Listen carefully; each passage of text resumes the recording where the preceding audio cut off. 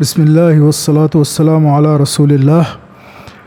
یہ دوسرا حصہ ہے اس گفتگو کا جو ہم کر رہے ہیں، آپس میں گفت و شنید کر رہے ہیں غامدی صاحب کے مضمون پر، جس میں انہوں نے رد کیا ہے قراءات قرآنیہ کا، یعنی وہ قراءات قرآنیہ کو ماننے سے انکاری ہیں، اور یہ ان کا مضمون ہے جو ہم ڈسکس کر رہے ہیں اور دیکھ رہے ہیں کہ ان کے دلائل کیا ہیں، ادلہ کیا ہیں، براہین کیا ہیں، کن دلائل پر ان کی عمارت اس آرگیومنٹ کی کھڑی ہے کہ قرآن کی ایک ہی قراءت ہے، قراءت عامہ، اس کے علاوہ قرآن کی اور کوئی قراءت نہیں ہے۔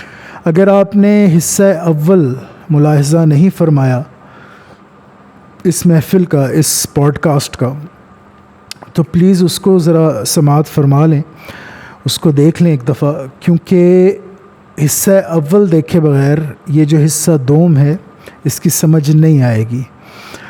بہت سی باتیں ہیں جو کنٹینیو ہو رہی ہیں فرام دا پریویس ویڈیو، اور اس ویڈیو کو دیکھے بغیر آپ سمجھ نہیں پائیں گے کما حق ہو کہ میں کیا عرض کر رہا ہوں اس ویڈیو کے اندر۔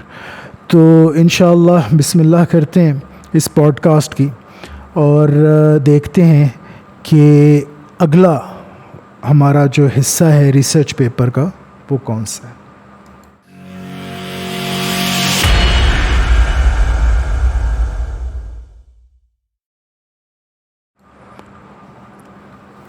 تو میں نے شروع کی بات تو واضح کر دی، پچھلی آپ نے نشست میں ملاحظہ فرما لی۔ اب ایک مین مسئلہ جو ہے، جو آپ سمجھ لیں کہ بہت ہی سینٹر میں ہے اس ساری گفتگو کے، اس ساری گفت و شنید کے، اس مسئلے پہ آ جاتے ہیں۔ غامدی صاحب بالکل سیاق و سباق سے ہٹ کے، بالکل ہٹ کے، امامنا الشافعی رضی اللہ عنہ ان کا ایک قول نقل کرتے ہیں، جس میں وہ فرماتے ہیں کہ ایک خبر خاصہ ہوتی ہے اور ایک خبر عامہ ہوتی ہے۔ یہ جو قول وہ نقل کرتے ہیں امام شافعی کا، میں آپ کو پڑھ کے سنا دیتا ہوں کہ اصلاً وہ کیا ہے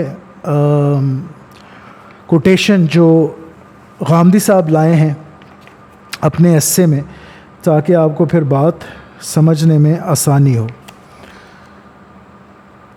وعلم الخاصة سنة من خبر الخاصة يعرفها العلماء ولم يكلفها غيرهم وهي موجودة فيهم أو في بعضهم بالصدق الخاص المخبر عن رسول الله بها صلى الله عليه وسلم، وهذا اللازم لأهل العلم أن يصيروا إليه۔ اب یہ کوٹیشن ہے، دو لائنیں ہیں جو غامدی صاحب نے کوٹ کر دی ہیں، اور بالکل نہ کوئی سیاق دیا ہے، نہ کوئی سباق دیا ہے، نہ بتاتے ہیں کہ امام شافعی بات کس چیز کی کر رہے ہیں اور کیا بات کر رہے ہیں۔ اس میں کیا کہہ رہے ہیں امام شافعی؟ امام شافعی فرما رہے ہیں کہ علم خاص علم حاصل ہوتا ہے خبر خاص سے، وہ خبر احاد جن کی اوتھینٹک چین آف نریشن ہے، سند ہے رسول اللہ صلی اللہ علیہ وسلم تک، ولم یکلفها غیرہم، علماء کے علاوہ کسی اور پر یہ جو خبر خاص ہے اس کا حکم مکلف نہیں ہوتا، یعنی عوام کے لیے نہیں ہوتی یہ اخبار احاد۔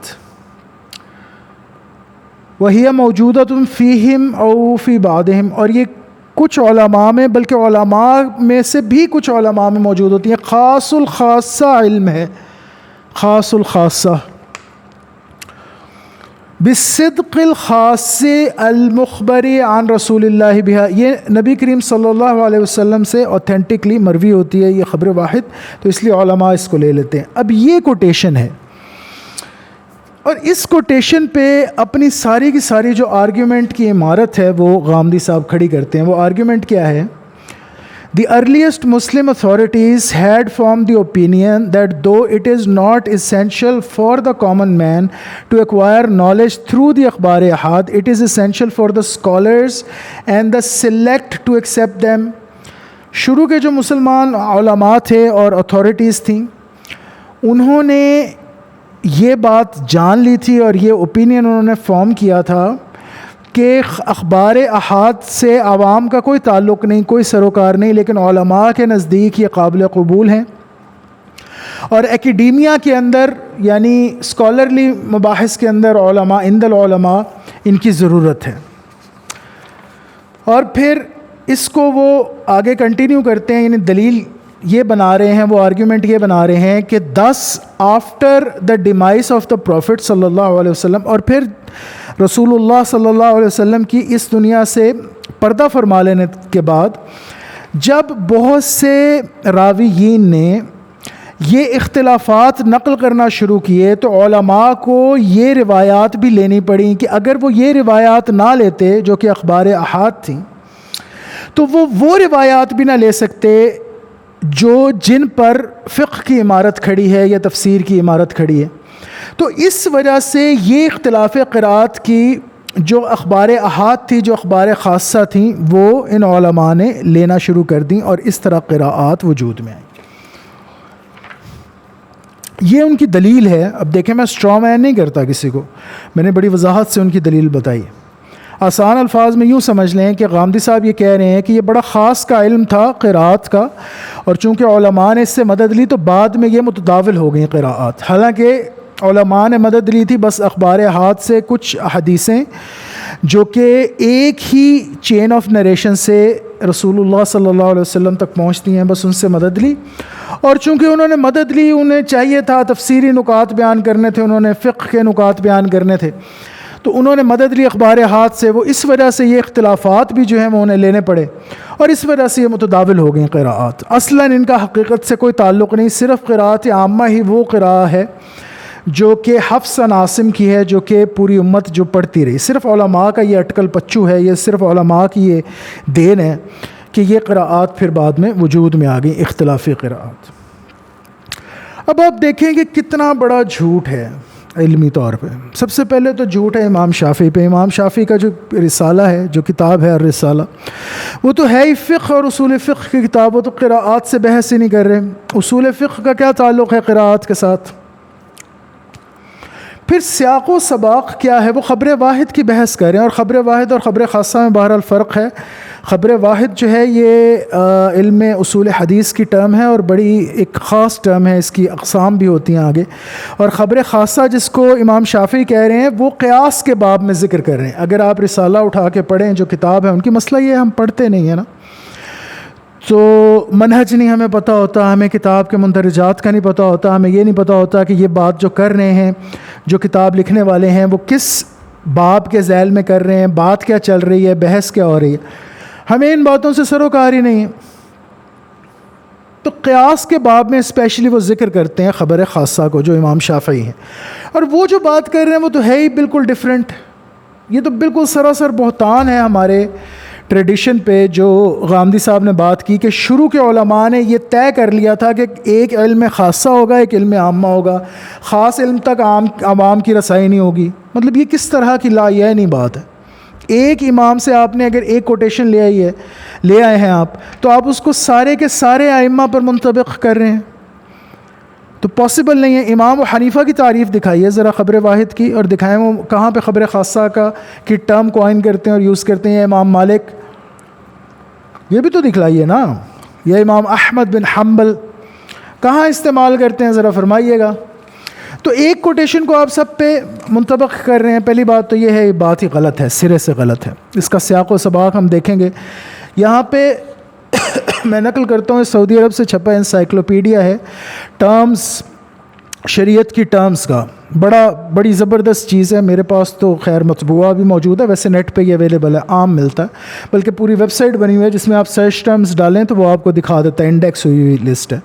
اس میں کہتے ہیں خبر الخاصہ اصطلاح الشافعی فی نوع من الاخبار، یہ اسپیشلی کوائنڈ ٹرم ہے بائی امام شافعی، جس میں وہ ایک خبر کی ایک قسم کا ذکر کر رہے ہیں۔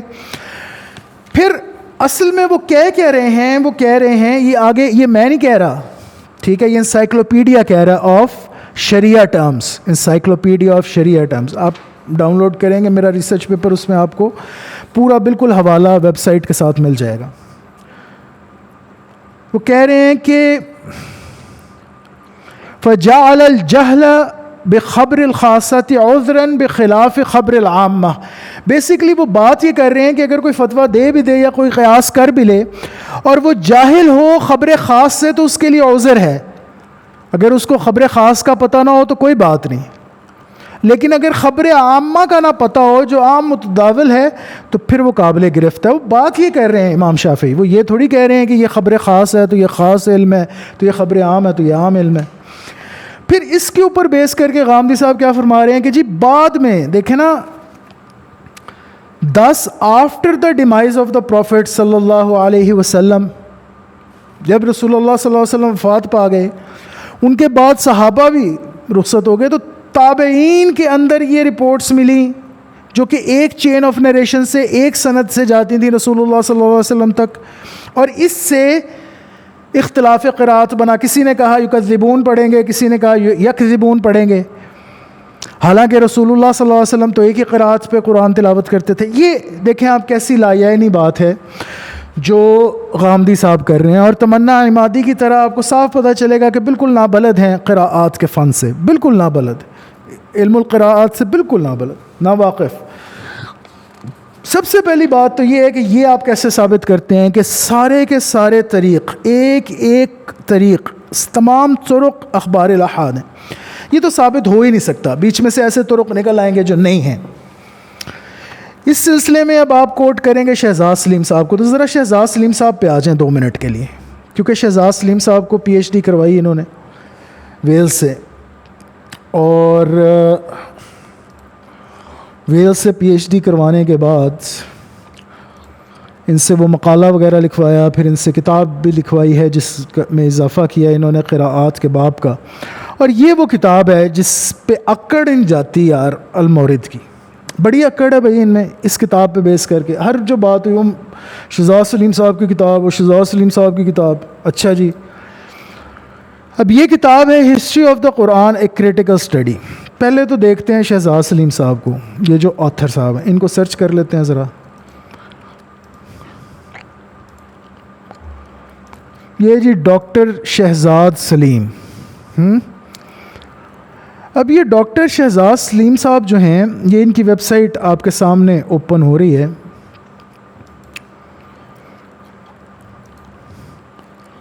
اباؤٹ اس میں جاتے ہیں، ڈاکٹر شہزاد سلیم اباؤٹ اس میں.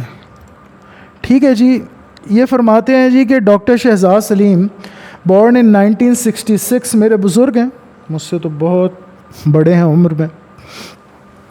is an Islamic researcher. He has a bachelor's in electric engineering from UET. اب یہ ذرا ملاحظہ فرمائیے گا، یہ ملاحظہ، یہ چیزیں دیکھنے کے قابل ہوتی ہیں. He is a bachelor's in electrical engineering from UET and holds a PhD in the history of Quran. Masters کتنے گیا؟ ایم فل کی تو ضرورت ہی نہیں ہے، 5 سال کا 4 سال کا ان کا بیچلرز ہوتا ہے الیکٹریکل انجینئرس کا. تو ایم اے کتنے گیا؟ ایم اے کا بھی تو دسو. اور بھائی ماسٹرز کہاں سے آپ نے کیا ہے، کس چیز میں کیا ہے، یہ تو بتلائیے. پھر پی ایچ ڈی آپ ڈائریکٹلی کر رہے ہیں، اور کس میں کر رہے ہیں؟ History of the Quran. History of the Quran کوئی ڈسپلن نہیں ہے. اچھا، یونیورسٹی آف ویلز یو کے، یہ یونیورسٹی آف ویلز یو کے کیا بلا ہے، اس کو بھی ذرا ملاحظہ فرما لیتے ہیں. یہ ہے جی یونیورسٹی آف ویلز. اب اس کی ویب سائٹ سے آپ اندازہ کریں، انگلش میں ہم نے دیکھنی ہے، یہ اس کی ویب سائٹ ہے کہ یہ کس پائے کی یونیورسٹی ہوگی. بہرحال ہم نہیں جاتے، ہمیں ہتک کرنا مقصود نہیں ہے، کسی کی ذاتیات پہ ہم بات نہیں کر رہے. میں آپ کو ایک دکھا رہا ہوں، لیول آف تحقیق کی بات کر رہا ہوں، لیول آف ریسرچ کی بات کر رہا ہوں. اچھا، یہاں اگر ہم سرچ کریں ہسٹری آف قرآن، یہ کیا آ رہا ہے یہاں پہ؟ مطلب چلیں ایکسپلور کرتے ہیں. یہاں پہ کورسز دیکھتے ہیں کہ let's go back to home. University of Wales shop graduate service, university shop registry میں دیکھتے ہیں کیا ہے. اسٹڈی انکوائریز وغیرہ ہیں. اچھا کوئی بات نہیں. prospective student. The university also comprises acclaimed CAWCS research center وغیرہ وغیرہ. Validated program is اچھا. Study under University of Wales regulations and protocols. Know that your program is quality assured by the University of Wales by the university. اب یہ دیکھیں یہاں پہ ملاحظہ کریں ذرا اس کی language. Know that your program is quality assured by the University of Wales by the University of Wales. مطلب آپ کو یہ لینگویج کے معیار سے ہی آپ کو پتہ چل جانا چاہیے کہ یہ کیا ہے یار, یہ کون سی یونیورسٹی ہے, یہ کس لیول کی یونیورسٹی ہے, یہ کیا ہے. شہزاد سلیم صاحب بڑے ادب سے سر آپ کی خدمت میں عرض ہے کہ لافنگ سٹاک ہم بن گئے ہیں. آپ پاکستانی ہیں, at the end of the day آپ بھی پاکستانی ہیں, میں بھی پاکستانی ہوں. ہم جب باہر بات کرتے ہیں نا آپ کی کتاب کی تو بڑا ہنستے ہیں لوگ ہم پہ, اور آپ کی ڈگری کی بڑا ہنستے ہیں. لوگوں نے مذاق بنایا اس کا. آپ کے ادارے کی اکڑ نہیں جاتی اس کام کے اوپر. یہ کیا ہے یہ become a member, apply for university of Wales bursary awards to cover tuition fee, apply to act student representative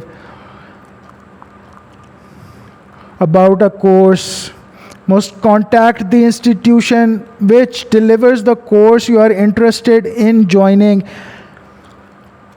G contact کریں گے آپ تو آپ کو پتہ چلے گا. اچھا فائنڈ اے کورس کے اندر ہم اگر جائیں تو کوالیفیکیشنز میں ہم لکھتے ہیں پی ایچ ڈی. کورس یہاں پہ انہوں نے جو لکھا ہے, کیا لکھا ہے بھلا, انہوں نے لکھا ہے ہسٹری آف قرآن.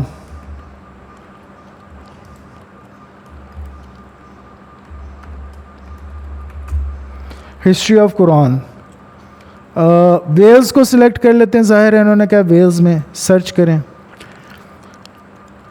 یہ کیا ہے یار, یہ یونیورسٹی ہے یار, یونیورسٹی آف ویلز. کیا یونیورسٹی ہے جہاں پہ آپ بیچلرز کرنے کے بعد پی ایچ ڈی کر رہے ہیں, اور وہ بھی ہسٹری آف قرآن میں. یہ تو کوئی ڈسپلن ہی نہیں ہے. ڈسپلن بتائیں ہمیں کون سا ہے. قرآنک اسٹڈیز ہے, تھیولوجی ہے, ہسٹری آف اسلام ہے, اسلامک ہسٹری کا سبجیکٹ ہوتا ہے, اس کے اندر قرآن کی ہسٹری آتی ہے. تو عجیب و غریب مذہب کا خیز سی صورت حال ہے. مطلب نا یہ بڑا فشی سا بزنس ہے. یہ کون تھے, ان کی ڈیسرٹیشن کس نے چیک کی, انہوں نے کس کے سامنے ڈیفینڈ کی اپنی ڈیسرٹیشن, یہ بتلائیں. پھر ایک پی ڈی ایف سی اس کی پڑی ہوئی ہے آرکائیو پہ, وہ میں نے خیر اسی وقت پڑھ لی تھی جب انہوں نے ریلیز کی تھی, بڑے عرصے پہلے کی بات ہے. کتاب میں نے بعد میں یہ ڈاؤن لوڈ کر کے پڑھی ہے. بہرحال چلیں جو بھی ہے, یہ کتاب جناب میں نے خریدی ہے یہاں سے $10 کے, میں تقریباً 3,000 روپے کی ٹیکس وغیرہ ڈال کے نا سارا کچھ میں نے یہ کتاب یہاں سے خریدی ہے. ٹھیک ہے جی, یہ کتاب ہے جی ان کی, اور یہ اس کا سٹینڈرڈ ہے, اس کتاب کا, اس تحقیق کا یہ سٹینڈرڈ ہے. یہ میں آپ کو دکھاؤں تھوڑا سا, مجھے امید ہے کہ آپ کو نظر آ رہا ہوگا اپنی اسکرینس پہ.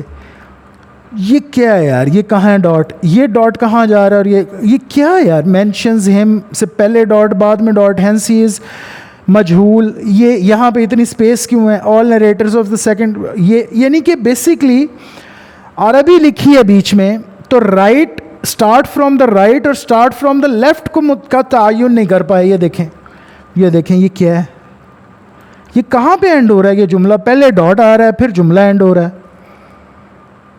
سمجھ نہیں آتی.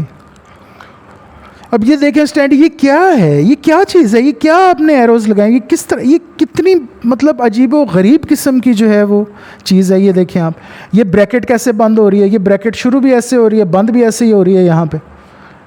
یہ کیا ہے, یہ ساری ٹائپوگرافی کا بیڑا غرق ہوا ہے. کوئی پیج نمبرز نہیں ہیں, کوئی طریقہ نہیں ہے. یہ کیا ہے, یہ آگے گیا ہوا ہے, پیچھے گیا ہوا ہے, یہ کیا بیچ میں 7 سائنس سے آ رہے ہیں. یہ کیا ہے بھائی, یہ سب کچھ مطلب اتنی مزے کا خیز سی صورت حال ہے. جب کہتے ہیں ہم کہ جی یہ دیکھیں, یہ آپ ملاحظہ فرماتے جائیں خود, یہ ان کی کتاب کا حال ہے.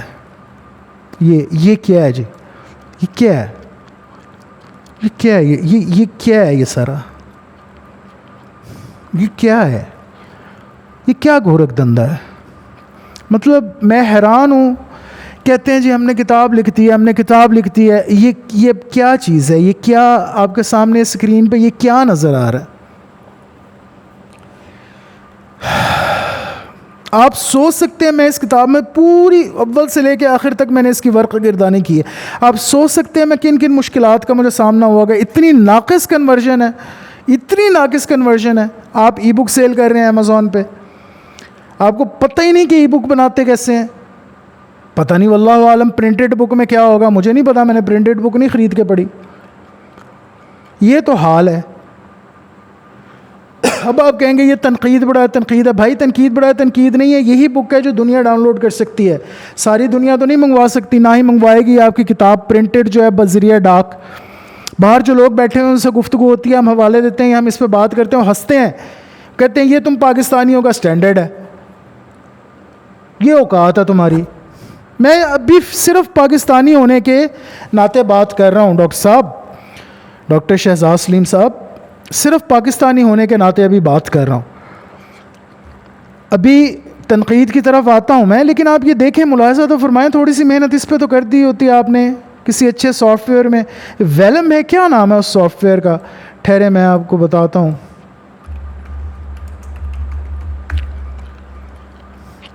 ویلم، اس کا آپ نے کبھی نہیں سنا یار کہ ای بکس کیسے کنورٹ کرتے ہیں، اس پہ پیسے لگتے ہیں، اس پہ محنت لگتی ہے یار میرے بھائی. یہ کوئی بچوں کا کھیل نہیں ہے. $249 کا ہے یہ. تو اس کو ذرا خرچ کر کے پیسے کو کم از کم کنورژن تو کر لیتے یار، کوئی ایسی ٹیکس تو لگا لیتے. کوئی مطلب ایک بات کر رہا ہوں، یہاں سے پتہ چلتا ہے کہ ہمارا سٹینڈرڈ کیا ہے اور کتنا لو سٹینڈرڈ. اب تنقید کی طرف آ جائیں. یہ جو ہے نا صاحب ڈاکٹر شہزاد سلیم صاحب، پہلی بات تو یہ نوٹ کرنے والی ہے ان کی تحقیق میں، آپ کو یہ نوٹ کرنی پڑے گی یہ بات کہ ان کی جو میتھڈالوجی ہے، سب سے پہلے تو یہ فرق ہے، یہ ڈیفرنٹ ہے. اچھا، اس سے بھی پہلے سیلف پبلیکیشن کی میں بات پچھلی ویڈیو میں کر چکا ہوں، دہرا دیتا ہوں. یہ سیلف پبلشڈ ورک ہے، انٹرنیشنلی اکلیمڈ ورک نہیں ہے، پیئر ریویوڈ ورک نہیں ہے، جرنلز کے اندر پرنٹ نہیں ہوا، کسی یونیورسٹی کی پرنٹنگ پریس نے اس کو نہیں اٹھایا ہوا. المورد غامدی صاحب کا اپنا ادارہ ہے، انہوں نے سیلف پبلیکیشن کی ہوئی ہے ڈاکٹر صاحب کی کتاب کی. تو یہ کوئی انٹرنیشنل لیول کا کوئی بہت اوتھینٹک کوئی ایسا کام نہیں ہے جس کے لیے میں پریشان ہوں کہ مجھے اس کا جواب دینا پڑے گا. پہلی بات تو یہ. لیکن دوسری بات یہ ہے، جب آپ ان کا منہج دیکھتے ہیں تو سب سے پہلی بات تو یہ ہے کہ یہ کہتے ہیں میں صرف اسی سند پہ بات کروں گا جو قاری صاحب کے اس سے لے کے رسول اللہ صلی اللہ علیہ وسلم تک سند ہے، اور وہ اس طرح تو آپ جج کریں گے تو ساری احاد ہیں.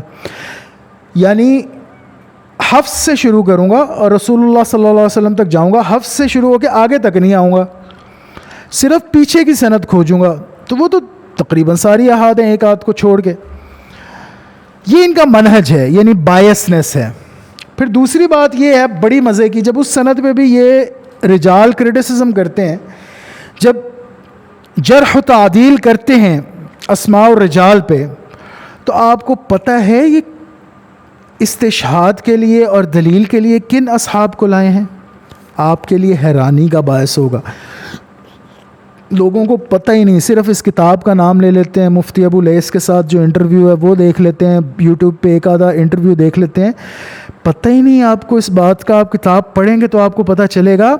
شیعوں، جو شیعہ رجالی کرٹکس ہیں، جو شیعہ جرح و تعدیل کے علماء ہیں، ان کے تھرو جرح و تعدیل کرتے ہیں.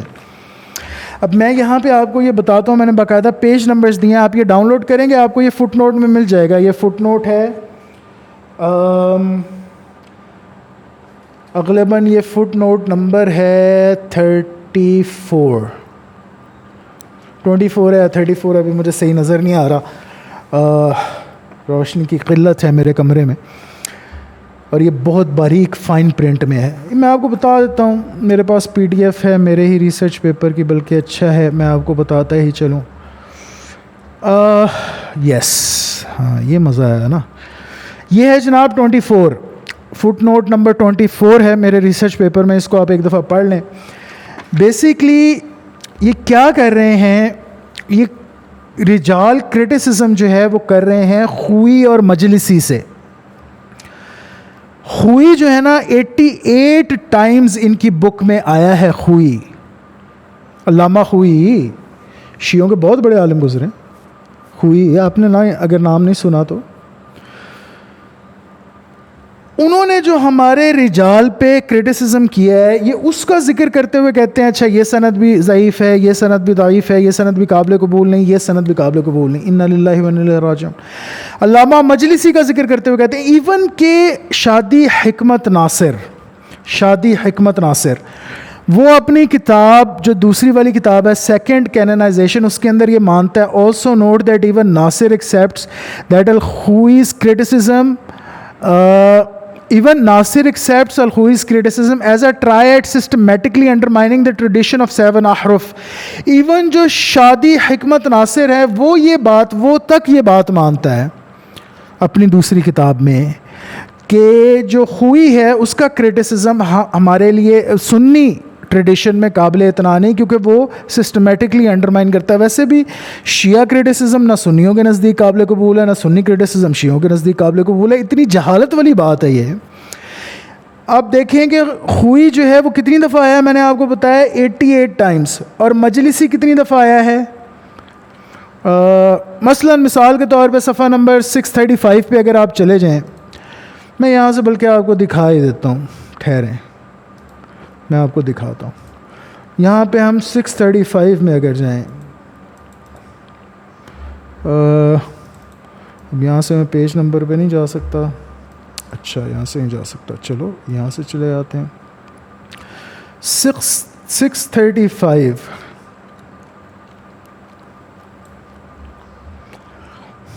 یہاں پہ اگر آپ جاتے ہیں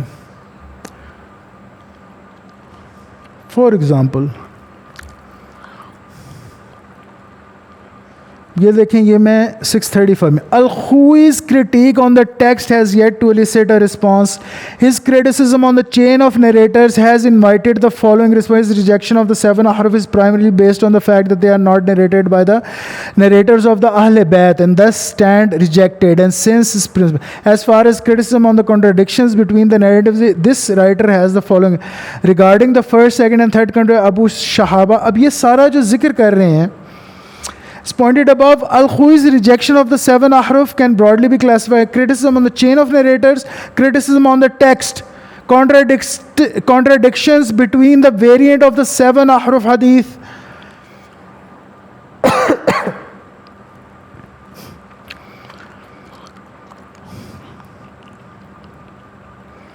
یہ دیکھیں, most of his criticism on the contradiction between the variants is also strong. یعنی خوئی کو بار بار ذکر کر کے, اب یہ میں آپ کو دکھا رہا ہوں, یہ کتاب ہے یار اس کی, یار ڈاکٹر شہزاد سلیم کی, یہ میں نے خریدی ہوئی ہے بھائی, جیب سے پیسے لگا کے, حق حلال کی کمائی لگا کے 3000 روپے کی میں نے خریدی ہے. میں آپ کو کوئی اٹکل پچو ہوائی فائر نہیں کر رہا. الخوئی سے استدلال کر رہے ہیں یار, شیعہ کرٹیسزم لا رہے ہیں, رجال کرٹیسزم. اور یہ ایک مثال ہے, ایک مثال. بے شمار اسناد میں جو رجال ہیں ان کو ضعیف بتلانے کے لیے ذکر کرتے ہیں خوئی کا, مجلسی کا, بے شمار رجال میں. اچھا ایک اور میں آپ سے چیز عرض کروں, جو مجلسی ہیں وہ 41 دفعہ, یہ 41 کا جو عدد ہے, 88 کا جو, یہ اس لیے میں بتا رہا ہوں کہ کسی ایک آتھر کو آپ اگر اپنی بک میں 10-12 دفعہ ذکر کریں نا, تو اس سے مراد یہ ہوتی ہے کہ آپ اس آتھر سے بہت زیادہ لے رہے ہیں, یعنی اس سے بہت زیادہ استفادہ کر رہے ہیں اپنی تحقیق میں. تو آپ اگر 88 دفعہ کسی آتھر کا ذکر کریں نا 1000 صفحے کی کتاب میں, تو اس کا تو مطلب ہے کہ بہت میجر آپ نے اس سے استفادہ کیا ہے اپنے تفکر میں, اپنی تحقیق میں. تو مجلسی اور خوئی سے بہت میجر. اچھا اب ہم آ جاتے ہیں تمنا عمادی پہ. مزیدار چیز, تمنا عمادی صاحب جو ہے نا جناب, احباب من, وہ ان کی کتاب میں کتنی دفعہ ذکر ہوا ہے ان کا, میں آپ کو بتاؤں گا تو آپ حیران پریشان انگشت بدنداں رہ جائیں گے.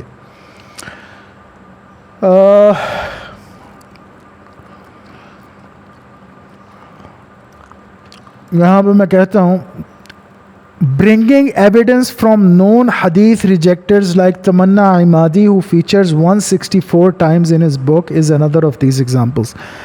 164 times, 164, 164. تمنا عمادی کون تھے؟ آپ لوگوں کو معلوم ہے؟ آپ کو پتہ ہے اس بات کا کہ تمنا عمادی کون تھے؟ تمنا عمادی منکر حدیث تھے. سب لوگوں کو اس بات کا پتہ ہے.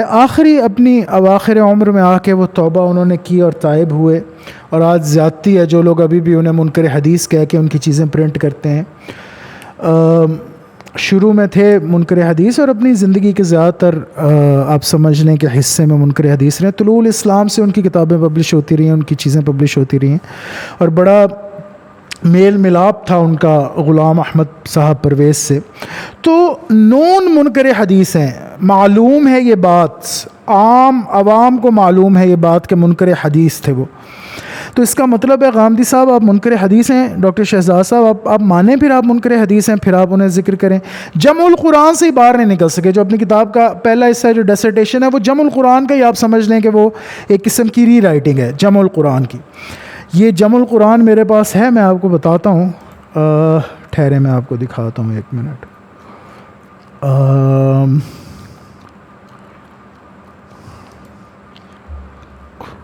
جمع القرآن، اعجاز القرآن والقراءات اور اختلاف قراءات، اور یہ جمع القرآن. یہ دیکھیں، یہ ملاحظہ فرمائیں، یہ ان کی کتاب ہے جمع القرآن تمنا عمادی صاحب کی. میں ویسے تھوڑا سا پڑھ دیتا ہوں. یہاں پہ مصاحف کی بات کر رہے ہیں،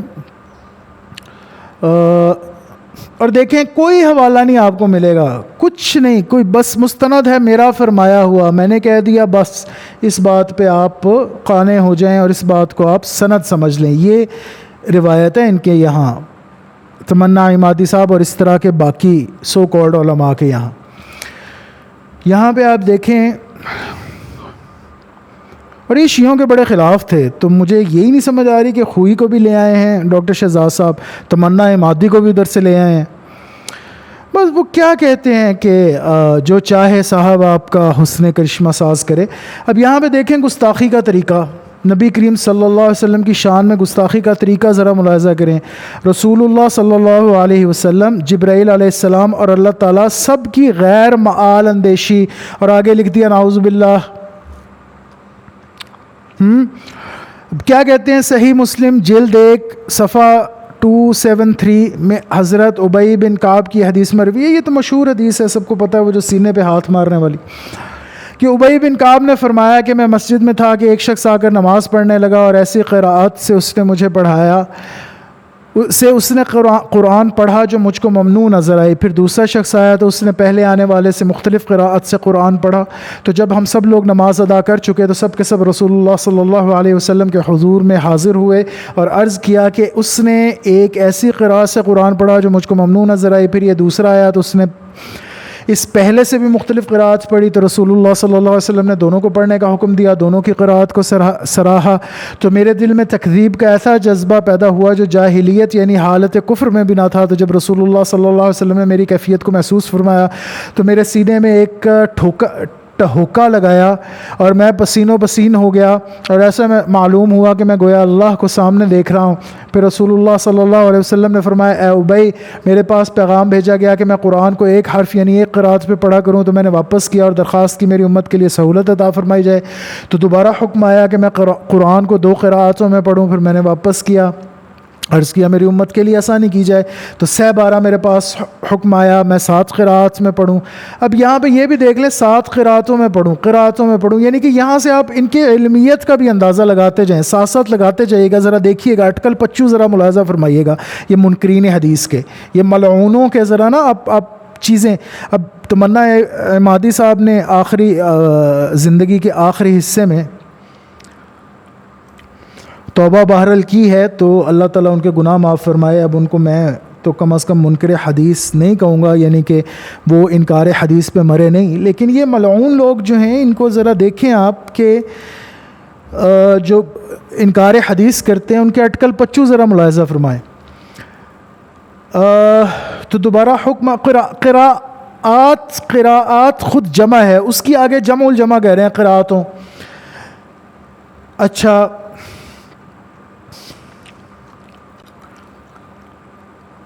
عرض کیا میری امت کے لیے آسانی کیجیے، 12 میرے پاس حکم آیا کہ میں 7 قراءتوں میں پڑھوں اور ہر واپسی پر جو میں نے تمہارے پاس کو واپس.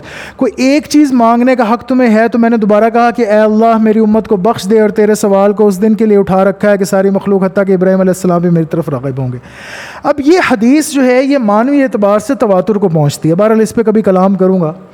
یہ حدیث فی الجملہ اختلاف کے ساتھ دوسرے طریق سے بھی مروی ہے اور حضرت فاروق اعظم کے ساتھ بھی تقریباً اسی قسم کا واقعہ مروی ہے، اور صرف اس قدر کہ رسول اللہ صلی اللہ علیہ وسلم نے فرمایا کہ قرآن 7 حرفوں پہ اتارا. اب یہ دیکھیں یہ بددیانتی اور جھوٹ کا عالم آپ دیکھیں کہ یہ جس حدیث کی بات کہہ رہے ہیں 7 احرف کی کہ فاروق اعظم کے ساتھ بھی تقریباً اسی، کتنا بڑا جھوٹ ہے، اس قسم کا واقعہ ہی نہیں ہے. وہ تو ہشام بن حکیم اور حضرت عمر رضی اللہ تعالی عنہما کے درمیان کا واقعہ. رسول اللہ نے فرمایا ہاکذا انزلت، اور وہ متواتر حدیث ہے، اس میں یہ کیا ان کے علمی باپ کہتے ہیں نا، پیو بھی نہیں کر سکتا، ان کے جو علمی باپ ہے اس میں وہ بھی اختلاف نہیں کر سکتے، وہ بھی تواتر لفظی اور معنوی کو اس حدیث میں فاروق اعظم رضی اللہ تعالیٰ عنہ کی جو حدیث ہے اس میں نہیں جھٹلا سکتے. میں آگے اس پہ کلام کروں گا. بہرحال اب دیکھیں کہ یہ ان لوگوں کے ٹیکٹکس ہیں، یہ ان لوگوں کے حربے ہیں. اس حدیث کو ذکر کرتے ہوئے ساتھ ہی اس حدیث کا بھی ذکر کر دیا کہ اس کے ساتھ وہ بھی رگڑی جائے. بہرحال حضرت عبداللہ بن عباس وغیرہ سے بھی صحابہ میں مروی ہے. اگر ان تمام حدیثوں کو اور ان کے تمام طرق کو، اچھا یہاں پہ خود مان دیں غرض حدیث کی کوئی کتاب اس مضمون سے خالی نہیں، ٹھیک ہے. اب یہاں پہ آگے دیکھیں ذرا، یہ اٹکل پچو دیکھیے گا، جو اصل بات جس پہ میں آپ کو لانا چاہ رہا ہوں یہ ہے وہ تمنا عمادی صاحب جو کہ استاد الاساتذہ ہیں ڈاکٹر شہزاد سلیم صاحب کے. اپنی کتاب جو انہوں نے لکھی ہے اس میں سب سے زیادہ انہی سے جو ہے وہ لاتے ہیں استشہاد، انہی سے دلیل لاتے ہیں، انہی کو کوٹ کرتے ہیں. ان کی کتاب اٹھا کے آپ پڑھیں، آپ کو تمنا عمادی کے علاوہ ملے گا ہی کچھ نہیں. اب یہ ذرا ملاحظہ فرمائیں تمنا عمادی صاحب کو کہ منکر حدیث ہیں پرلے درجے کے اس زمانے میں، جس زمانے کی یہ کتاب ہے جمع القرآن. اور اب یہ دیکھیں اگرچہ ان تمام حدیثوں اور ان کے تمام طرق کو یکجا کیا جائے تو سینکڑے 99 طرق ایسے ہی ملیں گے جن کے اسناد میں کوئی نہ کوئی وضاع یا کذاب یا شیعہ ضرور ہوگا، یا وہ روایت مرسل ہوگی جیسے موطا کی روایت، یعنی درمیان میں سے ایک روایت، کوئی کسی قسم کا حوالہ ہی نہیں ہے، کوئی حوالہ نہیں ہے، بس مستند ہے میرا فرمایا ہوا، مستند ہے میرا فرمایا ہوا. آپ کوئی حوالہ تو دیں صاحب. اس حدیث پر بہت مفصل بحث میرے رسالہ قرات اور کتاب. اچھا اب یہ دیکھیں میں آپ حجت تمام کر دوں، یہ ان کی کتاب جمع القرآن ہی ہے جس سے میں آپ کو دکھا رہا ہوں. علامہ تمنا عمادی مجیبی پھلا واروی رحمت اللہ تعالی علیہ ہیں جی، جیسے حافظہ اللہ کہتے ہیں علی بھائی غامدی صاحب کے نام کے ساتھ. اچھا یہ ہے جی وہ کتاب جس کا یہ ذکر کر رہے ہیں، اختلاف قراءات. اختلاف قراءات جو ان کا رسالہ ہے اس کے اندر سے آپ کو میں ان کی علم کی سطح دکھانا چاہ رہا ہوں کہ یہ کس حد تک واقف ہیں. یہاں پہ کہتے ہیں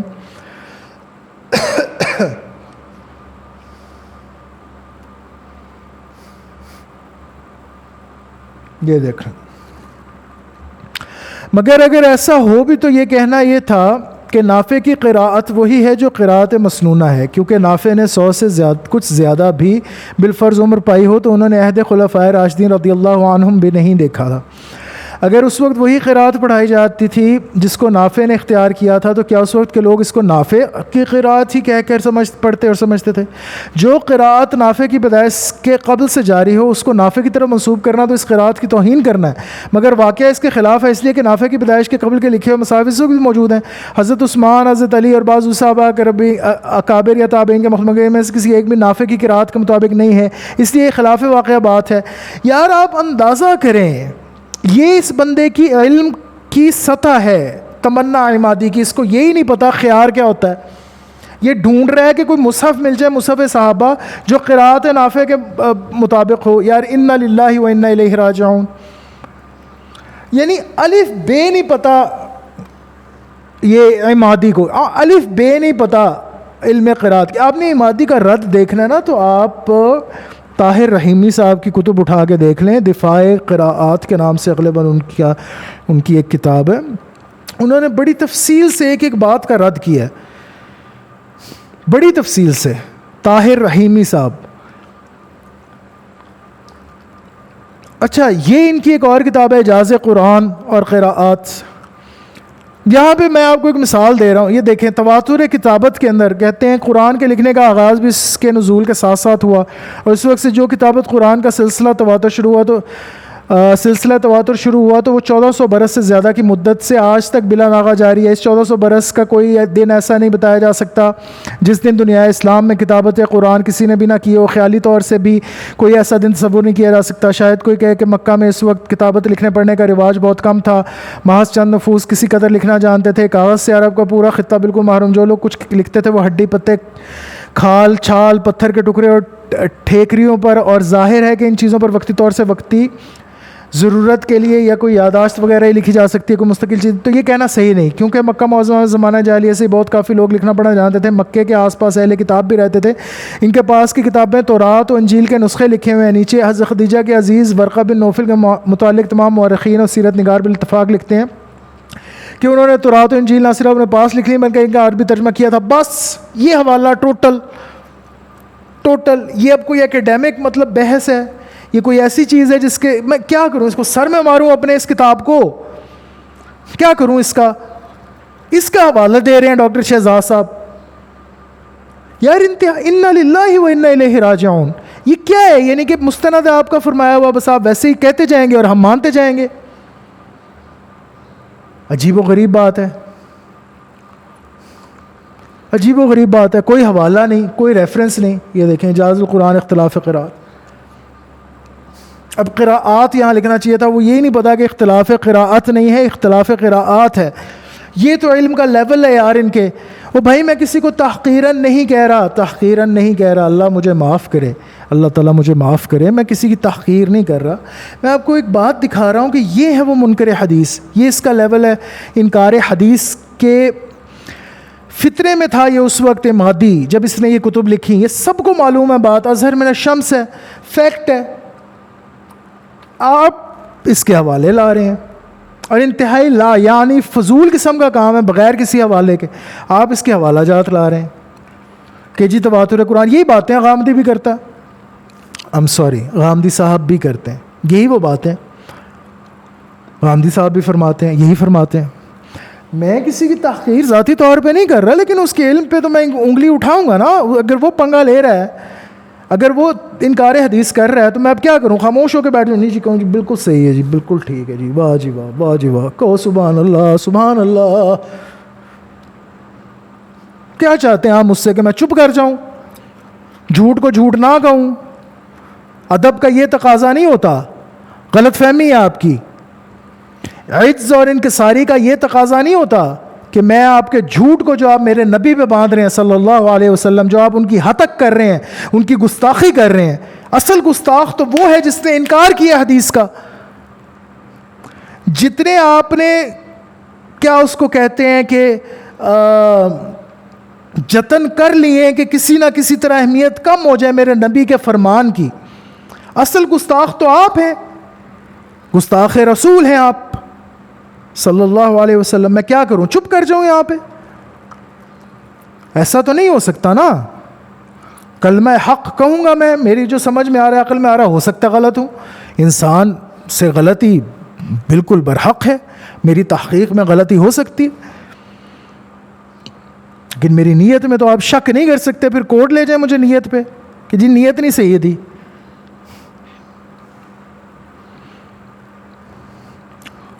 آپ کے دلائل پہ تو میں ایگریسولی سوال اٹھاؤں گا, آپ کے علم پہ ایگریسولی سوال اٹھاؤں گا. پرسنلی کچھ نہیں, مجھے آپ سے کوئی لینا دینا نہیں. آپ میرے لیے قابل احترام ہیں, میں عزت و انکساری سے آپ سے بات کر رہا ہوں.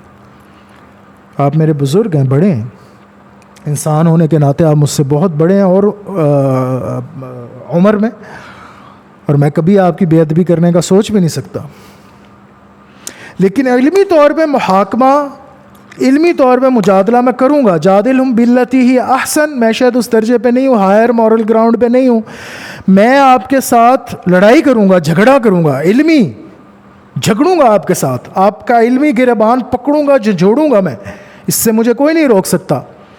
نہ یہ کسی قسم کا تکبر ہے، نہ یہ کسی قسم کا پرائیڈ ہے، نہ میں تحقیراً یہ کام کر رہا ہوں، یہ آپ کے علم پہ سوالات ہیں، آپ کے آرگیومنٹس پہ یہ سوالات ہیں، اور یہ میں ایگریسولی میں جھگڑا کر رہا ہوں آپ کے ساتھ، علمی جھگڑا کر رہا ہوں، یہ تو میرا حق ہے۔ یہ کیا اٹکل پچو ہے یار، مطلب یہ دیکھیں یہ تمنا عمادی صاحب کو یہ کیا اٹکل پچو مار رہے ہیں، یہ کسی قابل ہے کتاب؟ واللہ باللہ ثم اللہ، یہ کسی قابل ہے یہ کتاب، یہ پڑھنے کے لائق ہے؟ ایمانداری سے مجھے بتائیں، میرے جو بچے، میرے جو اسٹوڈنٹس کسی بھی لیول پہ بھی ہیں آج، جو او لیولز اے لیولز کر رہے ہیں، بچوں یہ پڑھنے کے بھی لائق ہے کتاب؟ یہ جا کے آپ مجھ سے ڈاکٹر شہزاد سلیم، جو بچہ آتا ہے ہر دوسرا بچہ، سر ڈاکٹر شہزاد سلیم کی کتاب آپ نے پڑھی، انہوں نے پی ایچ ڈی کی ہے۔ بیٹے کیا پی ایچ ڈی کی ہے انہوں نے؟ مجھے بھی تو بتلائیں، میرے تو بال سفید ہو گئے یار۔ میں قرآنک اسٹڈیز میں پی ایچ ڈی کرنا چاہتا تھا، مجھے اپنے ملک میں داخلہ نہیں ملا، انہوں نے کہا جی ایم اے جس میں کیا ہے، ایم فل جس میں کیا ہے، اس میں کرنا ہے آپ نے۔ باہر کے ممالک میں اگر 3rd کلاس یونیورسٹی ہوگی جو آپ کو اس طرح ایڈمیشن دے دیں، مجھے بتائیں تو صحیح نا ڈیسرٹیشن کس سے چیک ہوئی ہے؟ ان کے بورڈ پہ ان کا کون تھا سپروائزر، کون تھا ڈاکٹر سلیم شہزاد صاحب کا؟ کس نے سپروائز کیا ہے؟ یہ اغلاط کیسے رہ گئیں، یہ مسٹیکس کیسے رہ گئیں کتاب میں؟ پی ایچ ڈی لیول کا کام ہے اگر، تو یہ مسٹیکس چیئے مانا دارت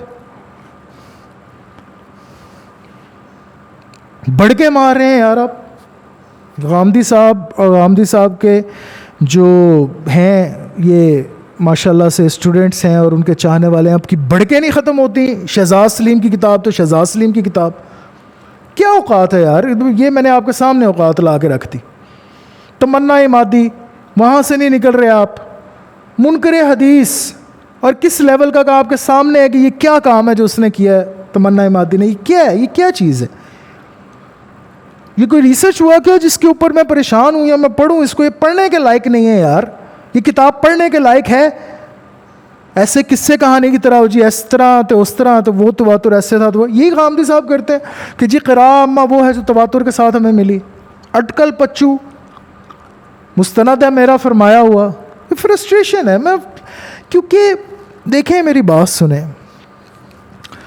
غامدی صاحب سے بہرحال مجھے یہ توقع نہیں تھی، یہ امید نہیں تھی کہ وہ اتنا زیادہ جھوٹ اور بہتان باندھے، اور اتنا بڑا پلندہ وہ دغا بازی کا، اور دغا بازی پر دغا بازی، لیئرز آف دغا بازی، دغا بازی پر دغا بازی، جھوٹ پر جھوٹ پر جھوٹ پر جھوٹ، مطلب مجھے امید نہیں تھی اس کیلیبر کے بندے سے۔ بڑا آئی کیو ہے غامدی صاحب کا، بڑا آئی کیو ہے، اور بڑے مؤدب اور عز اور انکساری والے لہجے میں گفتگو کرنے والے میرے بزرگ ہیں۔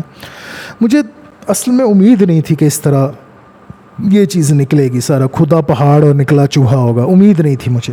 میرا خیال تھا کہ شاید مجھے محنت کرنی پڑے گی، جیسے شادی حکمت ناصر کی کتب پہ میں محنت کر رہا ہوں 3 سال سے، مجھے محنت کرنی پڑے گی شہزاد سلیم صاحب کی کتاب میں، لیکن شہزاد سلیم صاحب کی کتاب اس لائق ہی نہیں ہے، تو میں کیا کروں اب؟ I have to call a speed a speed. ٹھیک ہے کسی عام بندے کے لیے، میرے بچوں کے لیے، اسٹوڈنٹس کے لیے وہ مرعوب ہو جاتے ہیں، جس نے خود پی ایچ ڈی جو خود کر رہا ہو، جس کی انٹرنیشنل پبلیکیشنز ہو، جو جانتا ہو ریسرچ ورک کیسے ہوتا ہے، اس کے لیے تو پھر اس کو تو پتہ ہے نا کہ یہ کیا چیز ہے۔ اب قصائی سے تو آپ نہیں چھپا سکتے نا، قصائی سے آپ گوشت کیسے چھپائیں گے؟ کتنے لکاؤ گے؟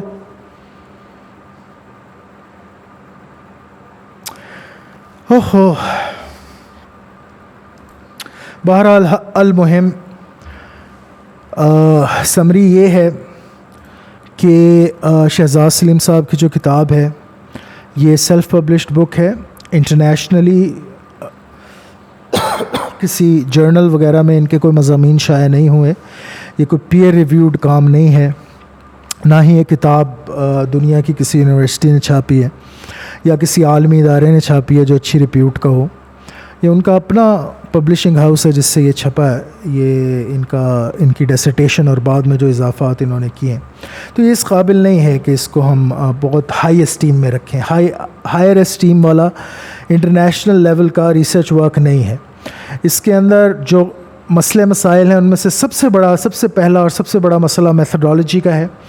پھر سب سے بڑا مسئلہ یہ ہے کہ رجال کریٹیسزم میں علم اسماء الرجال، یعنی اسماء الرجال میں جرح و تعدیل میں شیعہ جو جرح و تعدیل ہے اس کا ذکر کرتے ہیں، مجلسی کا، خوئی کا وغیرہما، ان دونوں کے علاوہ بھی. تو خوئی اور مجلسی کا ذکر کرنا یہ تو پھر ڈیسپریشن کا لیول ہے، انسکالرلی ہے، بالکل تھڑے بازی ہے. ایک بچہ بھی جو مطلب انٹرمیڈیٹ لیول پہ ہے، جو اکیڈیمیا میں، وہ یہ بات جانتا ہے کہ سنی اور شیعہ یہ دو ڈفرینٹ مکاتب فکر ہیں، یہ دو ڈفرینٹ ٹریڈیشنز ہیں اسلام کے. انہیں ڈینومینیشنز کہا جاتا ہے، انگلش میں انہیں ڈینومینیشنز کہا جاتا ہے کہ آپ اسلام کی کس ڈینومینیشن سے بلانگ کرتے ہیں. تو یا آپ شیعہ ڈینومینیشن سے بلانگ کرتے ہیں یا آپ سنی ڈینومینیشن سے بلانگ کرتے ہیں. اور یہ جو دونوں ڈینومینیشنز ہیں، ان دونوں کی جو اسکالرشپ ہے وہ علیحدہ ہے، ان دونوں کے ادلہ علیحدہ ہیں، براہین علیحدہ ہیں، کتب امہات الکتب علیحدہ ہیں، سب کچھ ڈفرینٹ ہے. ایک کا کریٹیسزم دوسرے پہ ویلڈ نہیں ہے، دوسرے کا کریٹیسزم پہلے پہ ویلڈ نہیں ہے. بہرحال یہ وہ چیز ہے جو کہ شادی حکمت ناصر بھی اپنی کتاب میں کرتا ہے. تو یہ تو بائسنس ہے جو مستشرقین جو کام کر رہے ہیں وہ یہ آپ کر رہے ہیں، اور آپ بہت متاثر لگتے ہیں ڈاکٹر شہزاد سلیم صاحب مستشرقین سے. پھر اس کے بعد تمنا عمادی کا مسئلہ ہے بہت بڑا شہزاد سلیم صاحب کی کتاب میں. آپ سمجھ لیں کہ میں نے جہاں تک سرسری نظر سے ابھی دیکھی ہے، حرف بہ حرف تو مطالعہ نہیں کیا، میں اس چیز کو مانتا ہوں، لیکن میں نے جتنا سرسری مطالعہ کیا ہے تقریباً آدھے سے زیادہ جو مواد ہے وہ تمنا عمادی سے متاثر ہے. اور جمع القرآن کا جو ان کا جو ڈیسرٹیشن ہے اسپیشلی، وہ تو جمع القرآن کا چربہ لگتی ہے، ایسے لگتی ہے جیسے وہ ری رائٹنگ آف جمع القرآن ہے بائی تمنا عمادی ان انگلش. اس کے اندر کچھ اضافات کر دیے، کچھ تحقیق ادھر ادھر سے، یہ وہ ابن خلدون کا ذکر کر دیا، اس کی تاریخ سے کچھ چیزیں جو ہیں وہ دیکھ لیں وغیرہ وغیرہ، اس طرح کر کے اس کو فل ان کیا. وگرنہ اپنی بیس میں وہ یہی ہے، تمنا عمادی کی کتاب ہے جمع القرآن، اس کا انگلش میں ترجمہ آپ نے پڑھنا ہے تو ڈاکٹر شہزاد سلیم صاحب کی ڈیسرٹیشن پڑھ لیں. تو اینی ویز میں اسٹرا مین کرنے کی کوشش نہیں کر رہا، میں آپ کو بتا رہا ہوں. یہ میرا ریسرچ پیپر آپ جب ڈاؤن لوڈ کریں گے تو اس کے اندر سارے حوالے موجود ہیں، حوالے کے بغیر میں نے ریفرنس کے بغیر کوئی بات نہیں کی ہے بحمدہ تعالی. تو آگے بڑھتے ہیں. مین اب یہ ہے، دیکھیں اس میں ایشو اب یہ آتا ہے کہ ہم بات کر رہے تھے خبر خاصہ کی اور خبر عامہ کی. غامدی صاحب یہ کہہ رہے ہیں کہ قراءات جو ہے یہ علم خاصہ تھا، اور صرف مفسرین نے اور فقیہوں نے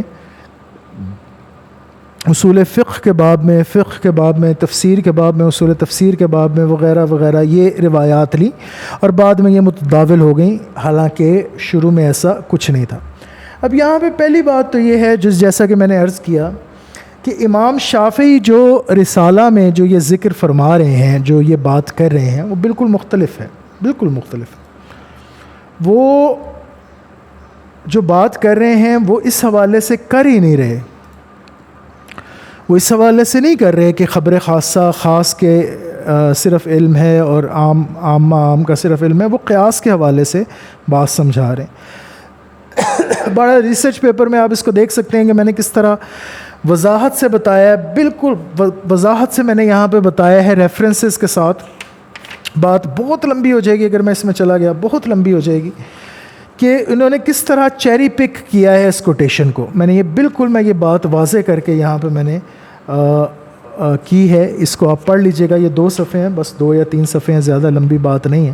یہاں پہ میں نے وضاحت سے بتا دیا کہ چیری پکڈ کوٹیشن ہے اور یہ مراد نہیں ہے امام شافعی کا. جو مراد انہوں نے لیا وہ ایمانوی تعریف والی بات آ گئی. اس کے بعد جو چیز سوچنے سمجھنے کے لائق ہے وہ یہ کہ یہ کہہ یہ رہے ہیں کہ جی رسول اللہ صلی اللہ علیہ وسلم کے بعد یہ متداول ہوئی قراءات، اور اس لیے ہوئی کہ خاص لوگوں نے صرف علماء، یہ یعنی کہ اس طرح کی بات ہے، اتنی لایعنی بات ہے. اب میں کیا لایعنی بات ہے کہ مثلاً کوئی آج کہے کھڑا ہو کے کہ جی توحید، آج کا مسلمان توحید اس لیے مانتا ہے کہ کچھ علماء نے یہ خبر لی اور اپنے علم میں، یعنی خاص علم کے لیے یہ خبر لی توحید کی، اور بعد میں یہ متداول. کیونکہ آپ اگر دیکھیں توحید کا چیپٹر، ہم جو کہتے ہیں کہ اللہ ایک ہے، یہ کانسیپٹ جو ہے، یہ اگر آپ اس کی ایکیڈیمک سائڈ پہ چلے جائیں، کتنا مشکل کانسیپٹ ہے. وحدت الوجود، وحدت الشہود، یہ تو 2 چھوٹے چھوٹے چیپٹرز ہیں اس کے اندر. کون کاف واو نون، کون ہونا، ایگزسٹنس، اسی کی اگر آپ علم الکلام میں جیسے قرآن میں آیا ہے کہ هل أتى على الإنسان حين من الدهر لم يكن شيئا مذكورا، یکن شیئا مذکورا، شیئا مذکورا پہ تو بعد میں آئیں گے، پہلے لم یکن کی بات کریں آپ۔ اللہ فرماتا ہے کن فیکون کہتا ہوں میں، تو یہ کون کی یہ بحث ہے ایگزسٹنس کی، بہت مشکل بحث ہے، بہت ہی مشکل، میری زندگی کی مشکل ترین، یعنی جو آپ سمجھ لیں کہ ایکیڈیمکلی مشکل ترین جو چیزیں ہیں میں جن کے ساتھ میں نے ریسل کیا ہے، جن کے ساتھ میں کھیاں جنہ دنال، جن کے ساتھ میں نے ذہنی طور پہ وقت لگایا ہے، ان میں سے ایک یہ ہے، وحدت الوجود، وحدت الشہود ہے، ایگزسٹنس کی بحث ہے۔ تو توحید کے باب میں علم الکلام میں بڑی لمبی بحث ہے۔ اب یہ تو وہی بات ہو گئی، اب غامدی صاحب کے کہنے کا مقصد یہ ہے کہ توحید آج جو مسلمان جانتا ہے وہ اس وجہ سے جانتا ہے کہ چند خاص علماء نے توحید کی کچھ خبر الخاصہ لی ان کو اپنے علم میں استعمال کرنے کے لیے، اور وہ بعد میں متداول ہو گئیں، تو آج کل جو ہے مسلمان جو ہے وہ آج کا مسلمان وہ کہتا ہے کہ اللہ ایک ہے، اس وجہ سے، یعنی کتنی لایعنی بات، یعنی ہمارے پاس یہ ثبوت ہے۔ اور اس لیے یہ نیکسٹ چیپٹر اس کا میں اس کے اوپر ہی آ رہا ہوں، یہ حدیث ہے سبعۃ احرف کی، اس کے اوپر میں نے نیکسٹ جو ہے وہ سیکشن باندھا ہے، الاحرف السبع، ریسرچ پیپر کے اندر دا حدیث آف الاحرف السبع۔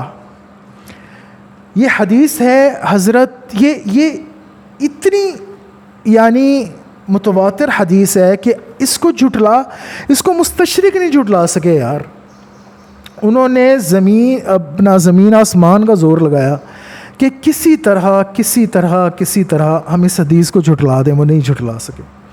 تو یہ تھوڑا سا یہ جو سیکشن ہے میں آپ کو پڑھتا ہوں آپ کے لیے۔ Take the narration of Umar radiallahu anhu for example about the famous incident that occurs between him and Hisham radiallahu anhu۔ حضرت عمر رضی اللہ تعالیٰ عنہ اور حضرت ہشام رضی اللہ تعالیٰ عنہ کے درمیان ایک واقعہ ہے جو ذکر ہوا ہے کہ حضرت عمر نے سنا حضرت ہشام کو سورہ فرقان پڑھتے ہوئے، اور جس طریقے سے حضرت ہشام پڑھ رہے تھے اس طریقے سے حضرت عمر نہیں پڑھتے تھے، تو وہ ان کو نبی کریم صلی اللہ علیہ وسلم کے پاس لے گئے کہ یا رسول اللہ صلی اللہ علیہ وسلم یہ تو اس طرح پڑھ رہے ہیں۔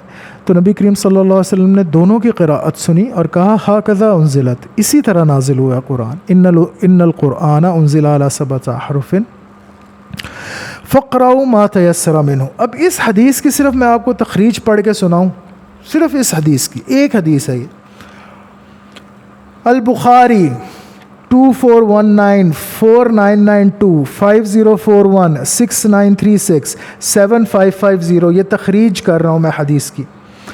صحیح مسلم 818، سنن ابی داؤد 1475، سنن الترمذی 2943، سنن النسائی 936 937 938، موطا امام مالک 540، مسند امام احمد بن حنبل 158 277 296 2375۔ کتنے ہو گئے یہ طرق؟